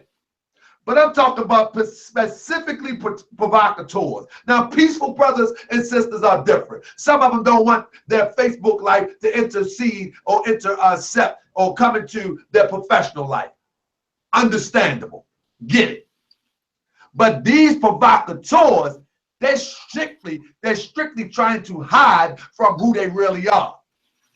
And so when you look at these brother pages, ain't a whole bunch of stuff going on. A whole bunch of selling you some foolishness to get you in jail, and they get your check in the mail. Brother Fuqua-Bey, come on in, my brother. Let's wrap it up with this, brother. We can go on for days, but brother, this ain't your last time here, brother. Come on, Fuqua-Bey. Bring us on, brother. Indeed, honest to the brother Ishmael Bey. I think you guys have done a good job of representing us against the ridiculous amount of foolishness that's on Facebook. There's a few things that I want people to understand. When you look at your RV, and I you know, I'm from Baltimore, I'm gonna call you out. When you look at your RV Bey publications, or you look at your Lord Abbas, and you look at these people, well, he's not so much him, but pursuant to what I'm about to say, a lot of this stuff as it relates to law is really simple. When you say you're a Moor, when indigenous, autochthonous, whatever, all that means is that you're from the land. When you say that you're these things, secure party creditor, all these things end up to being singular. The problem with that is that the Declaration of Independence, which is a declaration for the people, is it states, it starts with "we the people." That's plural. That's not singular. Why does that matter? That matters because, and I put this in, I've been saying this for a while now, that matters because the jurisdiction you're trying to get away from is called pro se. When you go to court, you're called a pro se litigant. And pro se is a Latin word that means for himself. That's singular. That's why you're a debt to society. It's this even if you want to deal with the law argument, if I'm even fool with y'all on that level, I'm gonna give you basic stuff that Tariq Bey don't open his mouth and tell you about, but you can go download that paperwork and it's gonna be screwed up. It don't make sense. I know that because I got the books. I have the ones he actually said to go get. I got them for real. I have that. I have a knowledge dictionary. Like I got them in real life. Like I don't like not have them. That's the difference between me and you actually put my money where my mouth is. You're still pro se. What they call you when you say you're a Moor is a competent pro se litigant. When you go through the case that the brother was reading, they call him a litigant. They call him a litigant at the end of the page. He's called a litigant. You're still a litigant. It's still in litigation, meaning that they have jurisdiction. They don't play with you with these games. You got to know what you're talking about. You're still a pro se litigant. When you listen to high frequency radio and you're listening to Yusuf L, you're still going to end up being a pro se litigant. When you listen to Jonah Bey, you're still going to be a pro se litigant. Tariq Bey, still a pro se litigant. Cujo, still a pro se litigant. It's the same stuff over and over and over again. The Declaration of Independence started with "we the people." It's about being a man. It's about we, us, and our. Not the BS. There's no such thing as sovereign by yourself. That doesn't make sense. Show me any, even if you want to go to the dope game, show me one guy running around doing everything. Frank Lucas. Who else? Who's doing it by himself? Nobody. It's about we, us, and our. It's common sense, basic stuff. When people sound good on Facebook, but when they in the end of the day, they're inboxing me and I'm saying basic stuff to me, and they like basic stuff to them, and they like, oh, that makes perfect sense. You don't see no other nation doing that. Never. You don't see no other nation, not a one. You don't see it. It's fake. It doesn't make sense. You're talking to one of the people that put the RV-Bey publication paperwork in. I actually put it in, yes. And I'm actually good enough, and I actually won with it. And I'm telling you, it's stupid because everybody is not Miguel. Everybody's not made to do law. Some of y'all better at music. Some of y'all better at healing people.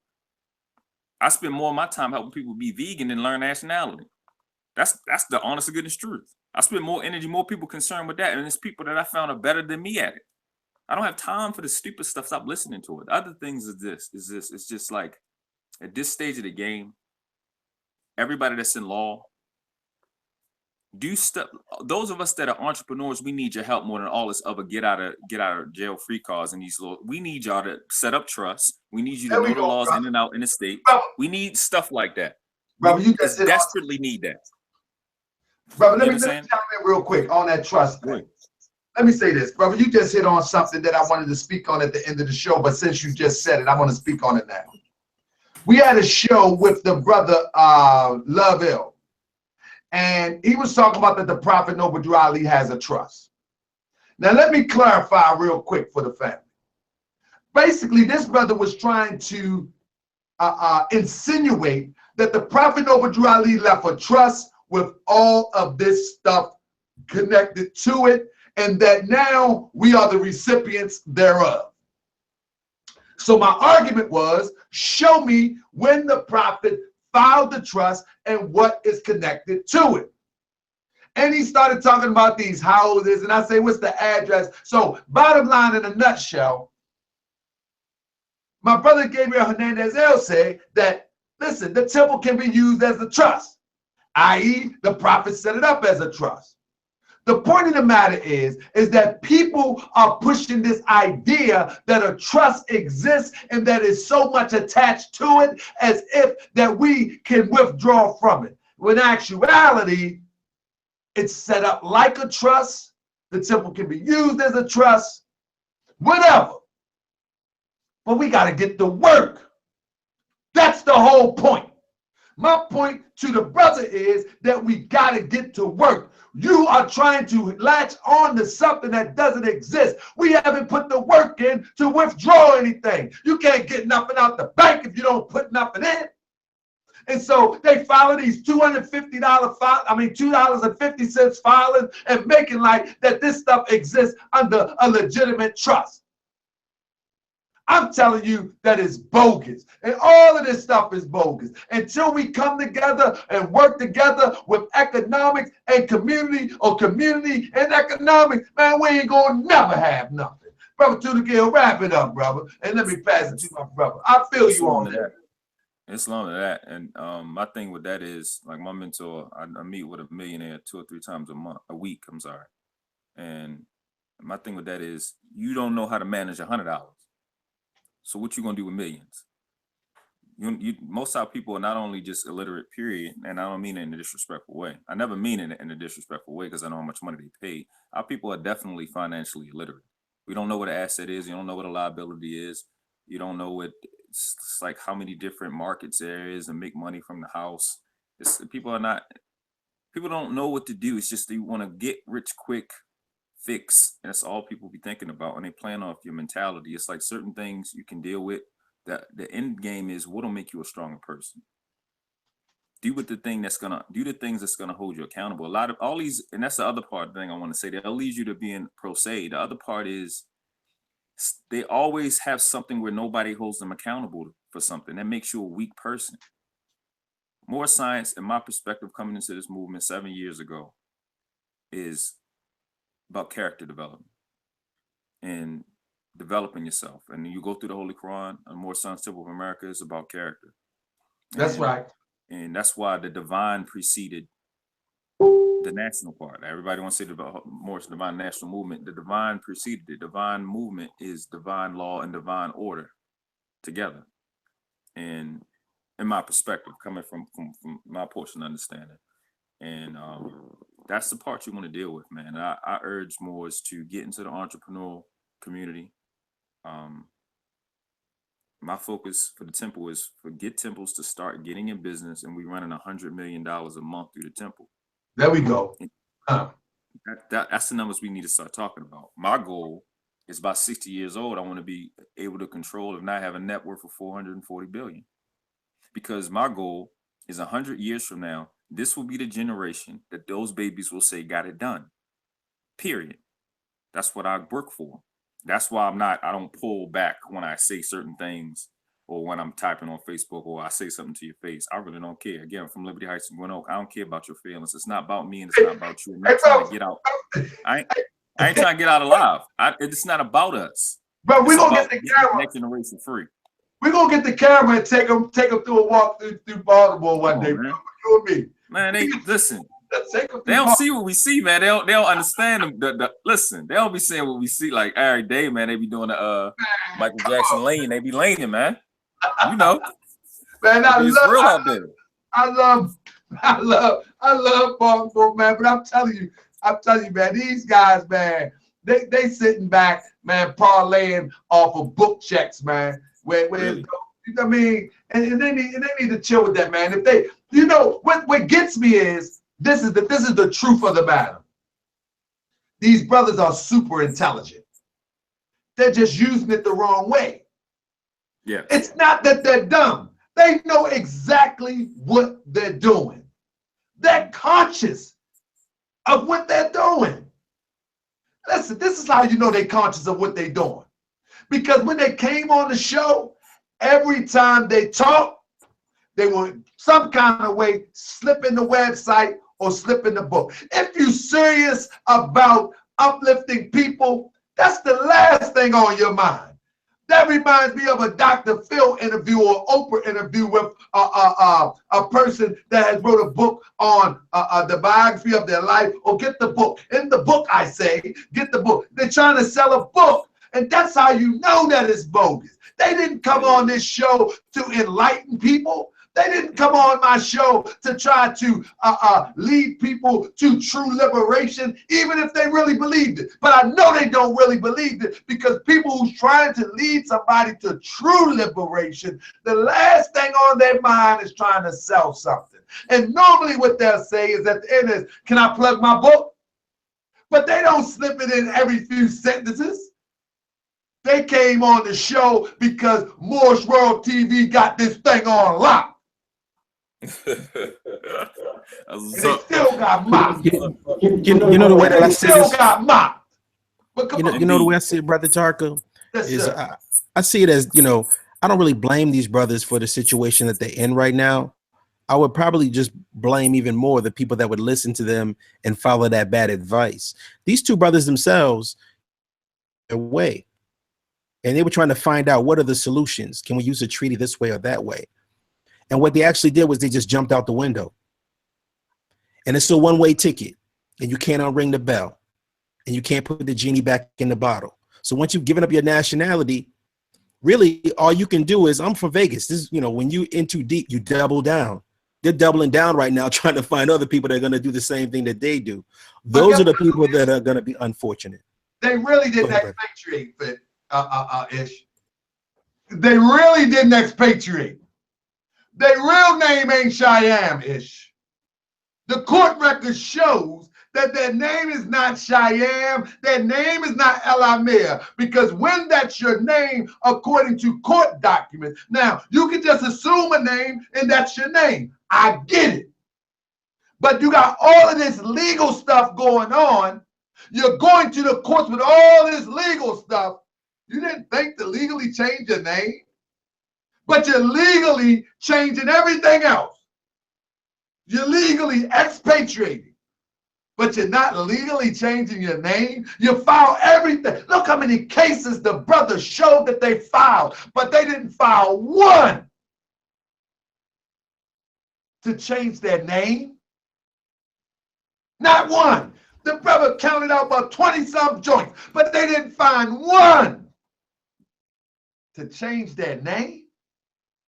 Well, out of the court cases that they have, you know, they have not won one single lawsuit. They've lost every lawsuit case that they've gone against, but they've won certain cases as far as, you know, little wins, and they've taken some losses that they call a win. You know, they may pay a fine and they may call it a win, but I've never seen a win. I've been going through them cases for 2 days. I haven't seen one win. I've seen some dismisses. They ain't no win. I haven't seen nobody say in favor of Murakush. Not one time. Not one time. Like I said, they haven't won a single lawsuit that they've gone against any of the information. But my thing is, all of them trips to the courthouse, they did not one time and say, as I file this, I want them to know that I'm Cheyenne and I'm El Amir, and they need to know it. It's on the record. For the record, sir. No, for the record, sir. Put it on the record. They keep saying in the document that I played, in the tape that I played, the recording I played, for the record, ma'am, for the record. Why didn't they put their name on the record? Man, these guys are bogus with this stuff. Finish up, brother Fuqua-Bey, and then we'll pass it to my brother. Let the people know if you want, but I don't know if you sell a book. Sell your book, brother. Just a quick question. Quick question for the come in, brother. Yes. Is your phone available? Indeed it is. Okay. All right. I got a brother that's calling. Which we call now on which phone? He's gonna try the 0027. Okay. Islam. Yeah, my phone probably actually about to die in a couple seconds, but okay. Islam. Bro, this dude, that's what I like to tell them always, man. It's like it's on us. It's on us as people to focus on. I'm gonna give you the other number. 1 second. Go ahead. I'm listening to Fuqua-Bey.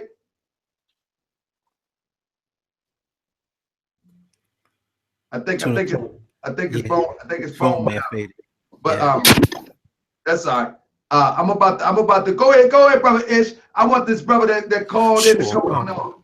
Absolutely. Well, the brother that we have calling in is a brother who's actually gone through the process of expatriation, so that your listening public can get the firsthand information of understanding someone who's gone through the process, and for him to give you the firsthand experience, because we feel as if, you know, man knows not by being told. So we're going to listen to someone who's gone through the process, and then he'll be able to give you both sides of it, you know. And I think that that's what your listening audience deserves. And I think the best way for you to teach and educate the public is to share the firsthand experience of someone who's actually gone through it. Again, brother, your show, Moorish World TV, is a platform that we embrace. It's a platform that we are definitely grateful for. And I thank you. And I thank Ali's Men. And I thank the Moorish Science Temple for the works that you do. Moors are always in motion. So whether Sharif is here or whether Sharif is not here, Sharif is always working. And the same thing with you, brother. It's hard to catch up with you, brother Taharka. You always on the go. But one thing is for sure, you're always in motion. More means motion, and more means putting in that work. And you always put in that work. So I thank you for that. Also want to thank the other Moors who are out there on the front line every single day, the mothers and the fathers who are doing the work the right way, not trying to take any shortcuts, not out here trying to push no drugs, not out here trying to filth and try to justify the community, you know, by dirty acts. Just out here doing the work every single day as mothers, as fathers. Those are the role models that we need each and every day, tangible role models. So I salute you for that, brother. Thank you.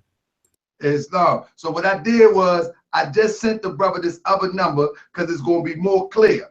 So give me 1 second. I'm going to send it to you just in case he don't get it. Brother Nandez, are you there, my brother? Islam, yeah. Islam, my brother. Come on in. Man, I just want to, you know, when I came on earlier, I just came in the house, just got back from class. So I was kind of rushing in, and I forgot to give my high honors. And I want to just, you know, bring it back around. Want to give honors to, you know, all the listening audience, to brother Ishmael Bey, to brother Fuqua-Bey that was on this evening, for giving his measure. Want to extend honors to you, brother Taharka, for your platform. Want to extend honors, excuse me, to the prophet, to his forerunner, Marcus Messiah Garvey, and all praises to Allah. Hey, brother, let me say this, brother Hernandez, brother. I gotta give you a special honor, brother, because your scholarship is on the level of those that I actually looked up to for many years. You know, the Ishmael Beys, the Sharif Beys, the Azim Hopkins Beys. I mean, you know, it's very interesting to hear you talk. You know, and to hear you express. You just named 3 of my teachers. But I mean, you teach in such a way it's easy to comprehend. You know what I mean? Like it's easy to follow what you're saying because I'm the warrior. I'm the one that go and take necks off, and y'all come behind me and teach the people. You know what I mean? And so I get a lot out of what you're saying, and I'm a more of a spiritual Holy Quran, the Moorish Science Temple of America type of brother. But when y'all brothers dig in, man, I get excited. But with that, I got another brother on the line. Peace and love, family. Are you there? Peace. Let me see if y'all see if the people can hear you. Let me speak up a little bit. Peace. Can y'all hear that? Yeah, I can hear him. That's Brother Self Kingdom Allah. All right, my brother. So go ahead, Ish, you can talk to the brother. Brother Self Kingdom Allah. Greetings, brother. How you doing, God? I'm good, God. I'm great. You? I'm doing well, sir. I wanted to know, we just had some basic questions to ask you the question last week about your experience of expatriation, right?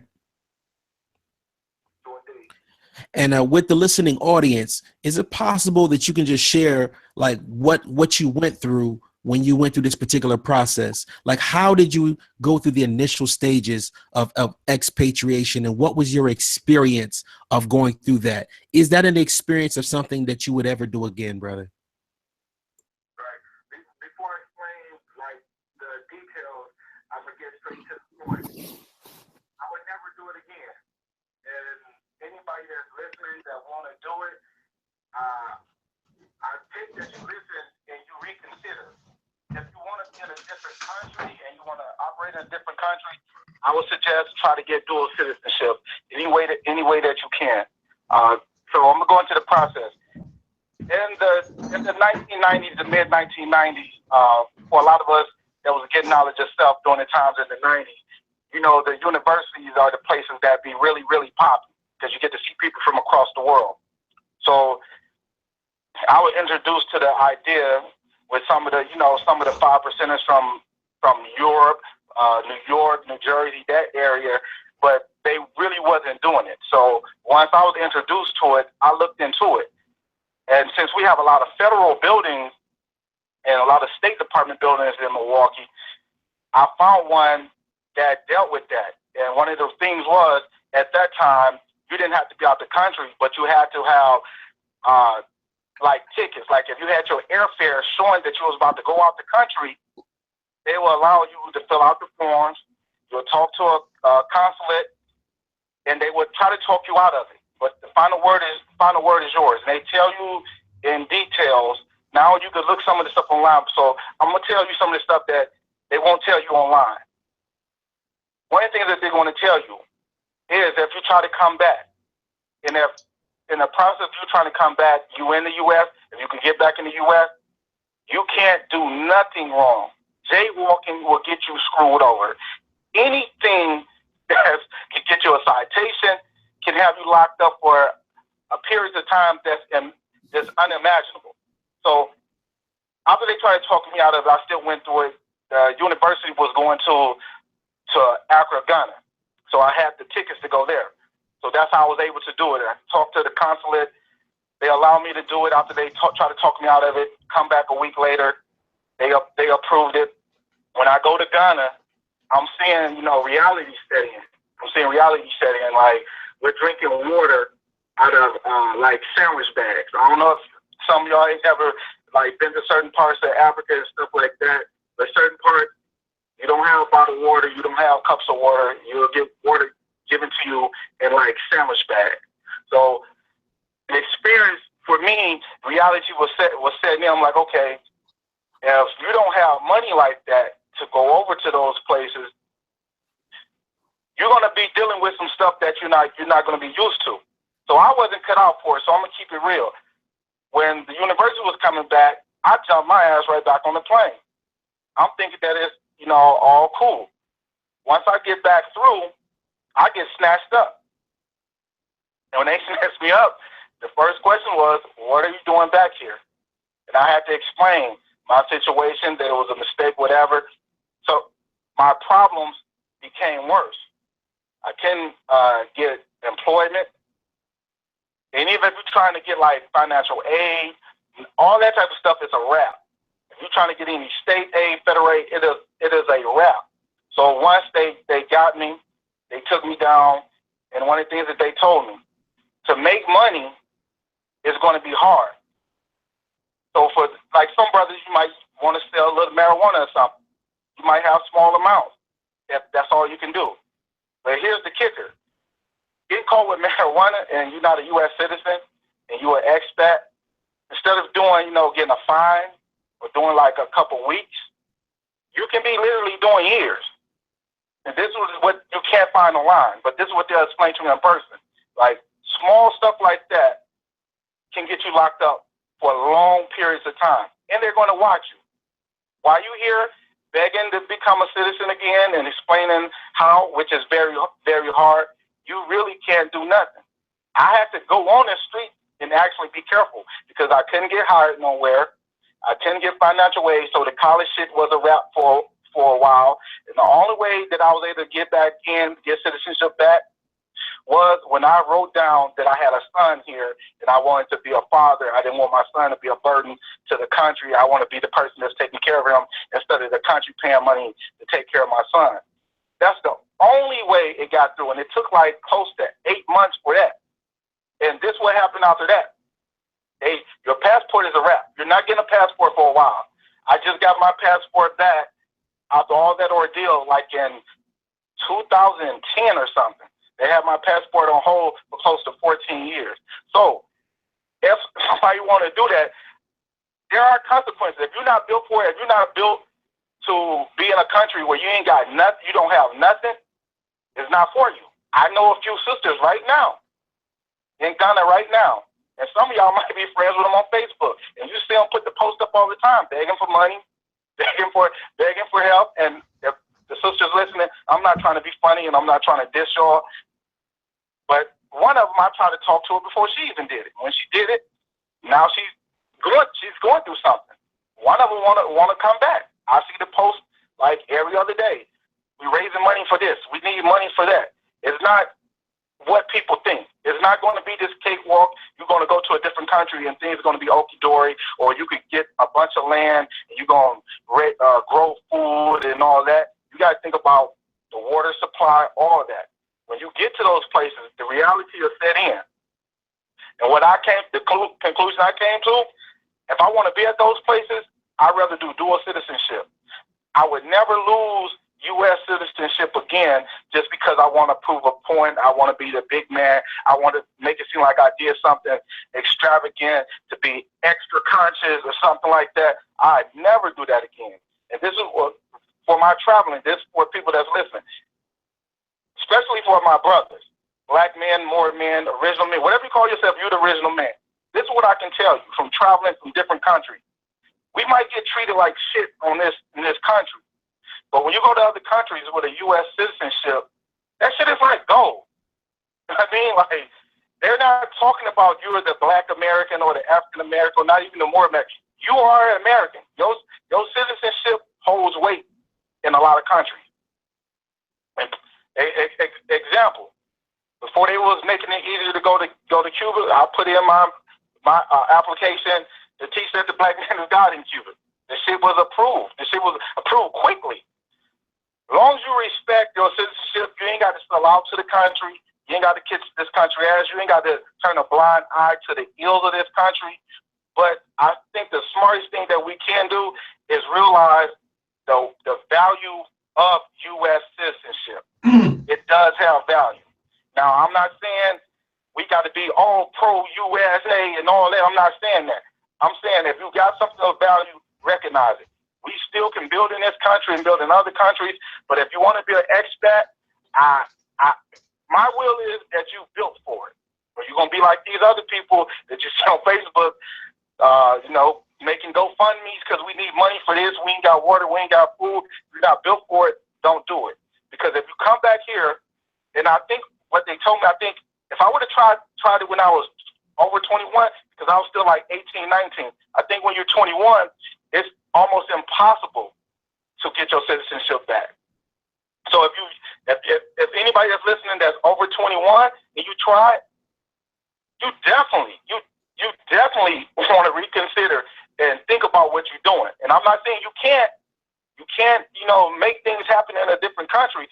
From what I'm looking at, I think dual citizenship would be better because you're losing so much and you get a lot done just by having U.S. citizenship. Peace.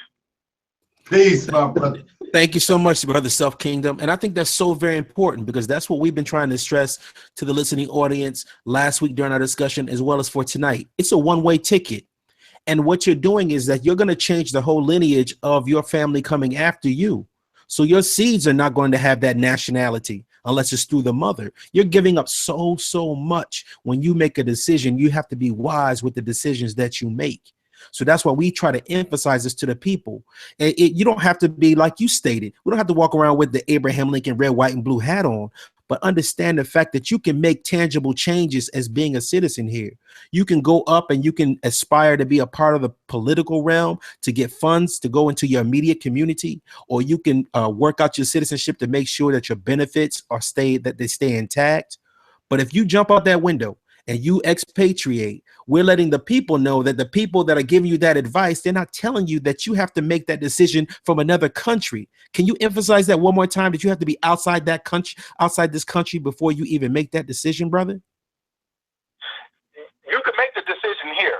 When you get to the other country and you talk to the consulate for the U.S., it's a wrap. You can make the decision here, but when they see you seal the deal, it's a wrap. When you talk to the consulate, people like, say, if you go to Ghana, you're going to speak to somebody in Accra, and it's going to be a wrap after that. So if you sneak back in the U.S., your name going to get flagged. Your name going to get flagged. And as soon as you get off that plane, they're going to be waiting for you. They snatching your ass up. That's what I experienced. It ain't no, I'm going to go home, and then I could talk to them a week later and explain myself. They waiting for you. Like, you're going to be flagged. They're going to be waiting for you as soon as you step off that plane, and you're getting took. Huh? Yeah. You hear me? Yes, sir. Yes, sir. Yeah. So you can make the decision here, but when it become real is when you land in that other country and you talk to a consulate there, and you say this is what you're agreeing to. It's a done deal. They will talk to you here. In some cities, they have it where you could go talk to a consulate or a judge, and they'll give you papers. But they will tell you, once you leave this country and you talk to a consulate in the country that you're in, it is a wrap. It is no changing your mind. It's a process.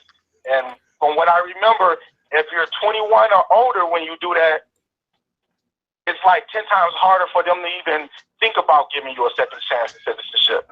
So, but Self Kingdom might be 21 or older, but if you're 21 or older and you listen and you want to go that route, understand what you're doing. It took me like 8 months for them to consider my citizenship, and I had to plead and talk about my having a son and all that. And they explained to me that at the age 21, it's harder than that to get your citizenship back. And regardless of what you do, if you change your mind, your passport is gone for a while. They've taken it. You're not getting it back for a while. It was close to what about the right to travel packets? What about the brothers who have their own travel documents that they home make, and they can sell you a package for maybe they're from the aspect of the conscious community, and maybe they can sell you a packet for $20 or $1,000 or $2,000. Are any of those packets valid, brother? No, that's not valid. And I want to touch on that. Like, there's this confusion going on in what we call the conscious community, that these packages come from original people. And I always say, people can run that on me because I seen it in the 90s. A lot of that stuff come from right-wing nutcase white boys. And people just repackage them to something else. It's not some spectacular stuff that they came up with on their own.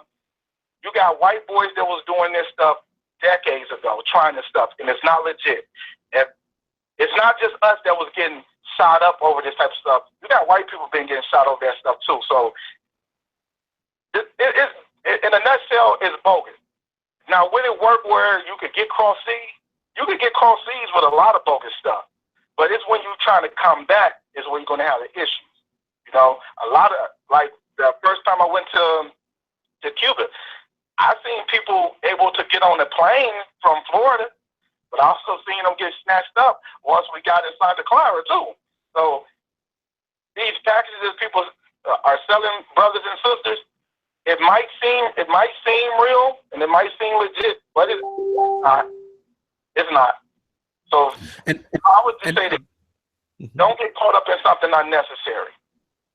These packages, these brothers and sisters that's trying to sell y'all is unnecessary, because any work that you want to do, you could do with dual citizenship or just visiting these places. Buying packages, just going to lose money or get caught out there. Yes, sir. And in closing, Brother Self Kingdom, what we were using an example was, like Brother Most Def. He was over in South Africa, but he had a hell of a problem trying to get back into America. And I'm sure he's more than grateful to be able to come back to this soil after he had made his decision on his homemade passport. So he's very lucky to get back access here. And we also used, for example, the Iroquois Indians when they had their passport issue. They said, you can go over to England and go play a lacrosse game, but we're not going to let you back into this country until you get the proper passport. And those were the Native Americans up in the Syracuse area. So, the example that you were using was absolutely right. They can let you out, but it's going to be a heck of a time trying to get back in. Did you have any parting words for the Moorish World family, brother? And we definitely want to thank you again. I know that your time was very, very valuable. You had a lot of things to take care of, but did you have any parting words for the Moorish World audience, brother? Well, I will part with this. Do some diligent work in your research, and don't get caught up in trying to, pardon me from using this word, but we have to stop getting caught up trying to nigger our way through stuff. You know what I mean? And that's what it is. When you think about these packages, these world passports and all that, it sounds good to us because even though we be getting knowledge of stuff, we still have a lot of nigger residue. So stuff like that, we cling to it because that inner nigger in us, we're trying to be so slick. But we're trying to be so slick that we're going to hurt ourselves in the end. And like I was explaining, a lot of stuff can get you out the country. But getting back in when things start getting real, that's when you have the issues. So I'll part with saying, kill the inner nigger in yourself. You start getting knowledge of yourself, you start becoming conscious. Let's stop trying to fall for these fly-by-night things, these quick fixes and all that. That's just the inner nigger stuff. We're trying to nigger our way through stuff. We got to kill that. If we're going to be conscious, let's be conscious and make conscious decisions and do something that can be stable and not play games where we're saying, oh, it worked for one person, but the other 200 people, they got caught out there and lost $2,000. We got to stop playing that games with each other. No more niggering our way, trying to be nigger than nigger our way through stuff. Peace. Peace, my brother. Yeah, the Self Kingdom. God, you made understanding understood on this day. I appreciate you, King. Thank you so much. Back to you, Brother Taharko. Yes, sir. Yes, sir. I definitely appreciate the brother. Appreciate you calling in, my brother. Oh, man, that was a powerful demonstration right there, brother. Let's bring this to a close, my brother. We've been here for a minute. Man, that was powerful, and I know y'all got something from that. Man, Brother Hernandez, you want to close out for us, brother? Man, it probably closed out. His eyes closed. He's been working all day. I talked to him I hit him in the morning, and sometimes we talk in the afternoon. That brother always on the move. I thought I'd be on the move. He's a mighty soldier and a great teacher, man. Great teacher of mine and a very good brother. So I know he's working hard. Islam, brother. No, I mean, I don't think there's nothing else I could really say. The brother just broke it down. that's it in a nutshell. He lived it, he experienced it, and he just told you what it is. You know, there's nothing else I could really say. That brother has done it, been there, done that, and just told you what happens when you do it. Peace. Exactly. Is that brother Fuqua-Bey came back in? Islam. Got a little bit of charge. I'm back. Any departing words, my brother? Islam, yeah, most certainly. I missed the tail. I quote like kind of the last few sentences out of the last brother, but what I was saying before the phone cut off is like there's more important things we can do with our life. I mean, as suicide rates is high without people. People are really sick. You know, it's a lot of homeless rates is through the roof. There's so many other areas we can put our attention in to do stuff that really matters. I think even myself, the last 3 years, I've had people, I think about 5 people that I've intervened with a suicide, even just talking to them and stuff like that. Let them know where I've been and what I've been through. There's so many other things that our people need our help, not just blowing and going about 60,000 years ago. That don't mean anything. These people will be able to blur out a 1,000,000-year history, but they don't got a 100-year game plan for their family. It's just like we just blowing smoke because so many other things that's important. Like if you're in law right now, I can tell you, hands down, from my temple to a lot of different brothers and sisters around the nation that's dealing with law, CPS is no joke. CPS and them taking our children away by their standards that they come up with, that they put a lot of energy in, is a serious problem. And people running scams with child protective services and playing games and stuff and using the infighting and stuff like that. That's a serious problem right now.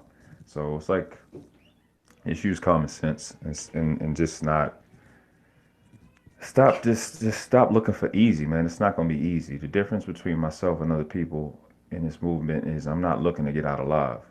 I'm not really trying to save my skin. I'm looking to be, as an 80s baby, looking to be the generation that draw the line in the sand and be like, you know, whatever I got to do, however big I got to be so the next generation can stand on my shoulders and see freedom. That's what I got to do. That's what I'm going to do. We got to look at it as we're not going to see the promised land like we want to. We're not going to get all the goodies. It's for them. It's for them. We got to be men. We got to be adults. We got to make the sacrifice. We got to be accountable. These are have-tos. I know this stuff looks attractive. I didn't even know the conscious community existed before I seen Hidden Colors. That's the first thing that I came through as, just seeing Hidden Colors, and looking at this movement made more sense than everything else. And that I was just lucky in that way. But just be accountable, man. Like Noble Drew Ali said, it's about that old time religion. And when I was telling my grand sheikhs today, when I hear old time religion, I think about them old grandmothers that wouldn't let you leave out the house without that house being clean. You know what I'm saying? Stuff like that. And basics, brother. That's right. The basics, you know, the basics that's what kept me out the streets, man. My brothers, my father, my cousins, all so dope, shot people, killed people, and just those little basics. It kept me up in a wild city, man. I'm not just saying it to brag. It's just the focus you have to come from where I come from, in my age range, is intense. And I'm looking at them go through it. And in my city and what they going through and what they like 16, 17-year-old kids just going through crazy stuff, man. And I'm watching Moors whine about stupid stuff and a prophet that brought everything 80 years ago, and you're debating about nothing. It's nothing that these people have came up with that Noble Drew Ali ain't already covered. It's nothing that they're bringing, man. It's not. I'm telling you, as somebody in y'all generation, it's nothing that they're coming up with that the prophet ain't already covered, man. I promise you. I promise you. I put myself out there. Noble Miguel Mario Fuqua-Bey of Temple 2. I'm telling you, there's nothing they come up with that he ain't already put down 80 years ago. And it's not, no, he didn't finish it. He finished everything. Everything was done. It's straight. So it's just, man, that's why I say you got these younger Moors that I'm really proud of. I tell them stay out, don't even, just let me be the bad guy. They stand out the limelight, they learning. let me say all of, get all the negative attention because they're focused, they're strong. I have so much faith in this next generation coming behind me. It's gonna be something like you ain't never seen, man. We're gonna get it done. And I appreciate the Moors that came before. I appreciate y'all, man. Everybody that took a breath before 1985. I appreciate y'all because y'all preserved it for me to be able to learn about what the prophet did and what the forerunner did, and every more between that and now. I just really appreciate it, and I'm thankful and grateful that I'm in this movement, and Allah chose me to come to this movement versus any other one. I could have been an RBG. I could have ended up being RBG, running around calling myself 3 different colors, because I was about as militant as it get. But I'm just appreciative, man. I appreciate my Grand Sheik. I appreciate the Most High Temple of America. Appreciate the young ones. I'm so, and the newbies that's coming in and learning. It's just exciting, and I know we're gonna get it done. And I'm proud of the temple. Just all the way from Sharif having this debate with Dr. Reggie. I'm sorry, Reggie, and drawing that line in the sand, and just starting to speak up because we're gonna have to distinguish because it's getting ridiculous at this point. And I'm proud of y'all. I'm in the rant, but it's a lot of stuff to go through. It's a lot of stuff to learn. Take your time, man. Just take your time and use your brothers and sisters' time too, so we can start cross-referencing and checking each other, because no one man knows everything. And I certainly don't. I'm really good at the areas I'm good at, and I let everybody else do what they do. And I'll be happy to be the recipient of people that are better than me in areas that I'm not good in yet. And I'm man enough to say I'm not good at somebody else in something. That's just me. You don't have to use that language, but I do. I take my time when I'm studying because I know somebody behind me has to get this information correctly. With that, I say peace and Islam. Peace, peace. Brother Ish, any closing remarks? Just very quickly, brother. One thing we should never try to be is a know-it-all, or short for more. Don't be a mow-it-all. Some of these brothers think they so smart, and they think that they can second guess Prophet Noble Joe Ali and downgrade them. And I mean, I bless their heart. Even in the debate discussion last week, the brothers really tried to convince our listening audience that a coroner can dictate a nationality. You know how foolish that sounds? You're not speaking to some uninformed audience. You're talking to a Moorish world audience. We're very well informed. That small time stuff don't work over here. So don't be a mo at all. Be humble. Be humble. Kendrick trying to tell people, man. It's so like you got to come in the right spirit. And if you come in the right spirit, us will bless you with the solutions and the things that you need, as long as you're diligent and you work hard. So I just want to thank the brothers and the sisters who go to work every day. The ones we talked about are the role models. You're my role models. We don't have, there's no easy way to do this. This is grunt work that we do. It's not glamorous. To wake up every single day and to provide for your family, that's getting that work in. That's what makes you a role model. That's what makes you a Moor. That's what makes you an honorable citizen of this country. That's what's going to make you an honorable person in your character. And that's an honorable thing. I mean, we're nobles. We're supposed to reflect the noble and grow into our nobility. That's a gift. So we have the opportunity now not to taint that. Don't be the drug dealer. Don't try to take the shortcuts. This is the battle, and it's not easy. So, you know, trying to take the shortcut routes and all that stuff, those days are over. I want to salute the work that Brother Gabriel Hernandez L was doing. I want to thank Brother Fuqua-Bey. My young soldier is also my teacher and my brother. I want to thank you, Brother Fuqua-Bey, and I want to thank your listening audience. I'm a Raw Squad up, brother. Thank you. Yes, sir. And I want to share this. I appreciate everybody, especially the newest addition to the panel, Brother Fuqua-Bey. That brother really brought a wealth of information. But let me share this with the family real quick. You know, we know that that our brothers that quote law and that talk about right to travel and all of these things that associate with disassociating themselves with being a part of, you know, this country, this constitution, whatever the case may be.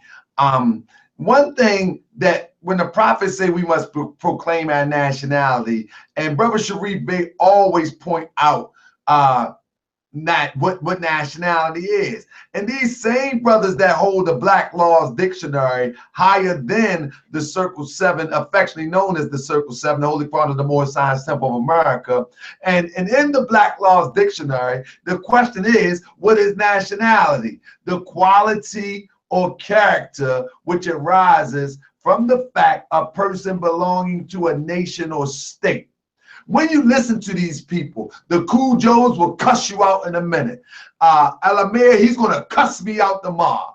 Cheyenne, they're going to go crazy on me tomorrow on Facebook. You know, you look at the character of these brothers and you begin to see that what they're doing is just transposing a hustle. They're taking the dope game, they're taking the conniving, they're taking the slickster, and then they hustling it in another form. Because being a person with a national identity and a history, you know, you should be able to reflect some of the character of your ancient foreparents, which I don't see that.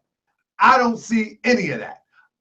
Somebody said I should have brought Lord Abba on. I would love to bring Lord Abba on. But Lord Abba mad at me from 6 months ago. I don't get it. But that's just how we do. Nevertheless, I would love Lord Abba to come on. But he's still mad right now. He might not be mad 3 months from now. I don't know. Right now, he's still mad. It is what it is. And now, last but not least, family, I'd like to direct your attention to this. We have my brother, Fuqua-Bey's son, Jordan Fuqua-Bey. He has organized the Young People Moorish Retreat.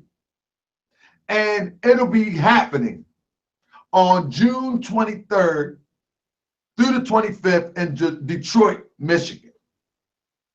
The thing is this. I hope y'all can email this young brother. I hope y'all can go to YPMR GoFundMe and support this young brother. What he's trying to do is bring young Moors and Asiatics together to talk about what they need to do to take their place in the affairs of men. And he's a young man. We keep talking about the younger generation, about what they're doing. But here's one you can support that is doing the work right in the same vein that his father is doing the work. And we must support that. Now, I don't know. Maybe y'all just enjoy Moorish World TV as entertainment. But that ain't what it is. We have fun. We talk about what's going on. We address serious issues. But we should also support our youth. This is the first annual. I mean, it never happened before. Now, I might have to get two together and break these words down because it's the first. That means the first time. Young Men's Retreat. I mean, young people Moorish Retreat. This is the first time. So hopefully y'all took this information down. Every time I go live, I'm going to display this information. I need to put the link up to the GoFundMe. I will put it in the information section once this video go live. Go up when I go down. And I hope y'all would tap it and donate $5, $10 so you can help support to bring people out, to facilitate some food, to facilitate maybe somebody need a place to stay. They're coming from the state over, who knows? But he got to GoFundMe up, and he's trying to do the right thing, and we ask that you support that. And family, now in closing, let me say this. In closing, we have to really understand how liberation will come. Liberation is only going to come through practical unity. Practical unity. That's my new word. Let me write it down. Give me a minute. Practical unity. All right, now I got to define it. Practical unity, meaning this. My brother Azim Hopkins Bey made a statement. He said, you know, Allah spoke to me and it was revealed to me that we may not come together with every grand body because everybody is dedicated to their leadership because their leadership may have been the one that woke them up and took them from the lower level of life. And I'm paraphrasing. And once they feel as though this person had brought them up by the will of Allah and his prophet, they feel obligated to stand firm with that person, which I get, I understand. So he said, but what we can have, and I'm paraphrasing, is a working relationship. He said that the people that follow Buddha, there's tons, thousands of Buddhist temples that may not see things alike, but they don't beef amongst each other. They still have a working relationship, and I'm paraphrasing. And so one thing we have to do is have practical unity. I should be able to come to any Moorish Science Temple of America throughout the United States and wherever and be loved and accepted as your brother. And you should be able to do the same, be accepted as my brother and my sister. We need a practical unity. From that practical unity, we can begin to build our community as I am going to do in the fall. I will start in the fall in Baltimore, taking over a block. The Moors will we're going to regentrificate a block. If I'm saying it wrong, Tunica will fix me later. Tunica Bay will fix me later. Anyway, you know them, they talk about them Europeans regentrification. Well, the Moors are going to converge on a block. And we are going to redo the whole block and make it a Moorish block. Same way Europeans can regentrificate a block and then a neighborhood, that's what we're going to do. Practical unity. Now, do every Moor have to go to the same temple or the same grand body? No. But can we spend our money together? Yes. Can we invest together? Yes. Can we get that paper back together and reap the rewards of our unity? Yes. Can we make a block vote? Yes. Can we put us in office? Yes. Can we get to the gold and the silver? Yes. It is what it is. That's what we're going to do. And I ask that you try to do the same in your community. I'm going to have the working model within 12 months. After the fall, we'll have the working model right here in Baltimore. We're going to have the working model. Moorish Village. When you ride down the street, you're going to see the big wooden sign, Moorish Village. You're going to say, scared. You're going to back up and say, whoa. And you're going to see red flags with 5-pointed green stars straight down the whole block. Moorish Village. See little children running on the block. You see brothers with the black feds protecting the block because we're going to be in the city. You know, they still doing their thing on our block. But within the following year, we're going to take the next block. And then the next block. The grocery store, the laundromat. We starting this in the fall. I don't know what you're doing, but that's what I'm doing. I ain't going to be preaching and talking. When I be talking, I'm going to show and prove. Just like anybody follow me on Facebook, you see me everywhere. Show and prove. My own dime, my own time. I'm going to show and prove. So that's what I want to do. I want to inspire somebody to do that in their neighborhood. Inspire somebody to invest in a Moorish community. We need a bakery, man. I like old bakeries. Long time ago, I've been in this spot. They used to give away, they used to have these little Debbie's. I mean, it's a long time ago. I like them old little Debbie's. But I'm telling you, I stopped eating them Debbie's. I need a bakery now. I need Fuqua-Bey to inspire somebody to be a vegan bakery. A vegan baker. I like them old Debbie's. I've been somewhere. They used to have Debbie's. It is what it is. It is what it is. Hey, Fuqua-Bey. It's like, hey, look, I got something for the wife from you, man. She's a beast, man. She's just the best. Hey, bro. Man. Hey, you know I'm still hooked on them little Debbie's, right? Get off them Debbie's, man. Listen, I'm gonna get on you, man. I'm serious about that help, man. You don't be eating them little you gotta get them little Debbie's from Barry's. I'll be eating them, man. Hey, They got me back in the day. I did some things, man. I went to school, man. I'm gonna get off them. Fuqua-Bey, gonna get to Bay. All them Debbie's, man. Them Debbie's ain't right. They ain't right. We got you some vegan Debbie. We got you some vegan Debbies. We'll make it up for you. Hey, brother, I'm gonna inbox you too. I'm coming get mine. You think I'm playing?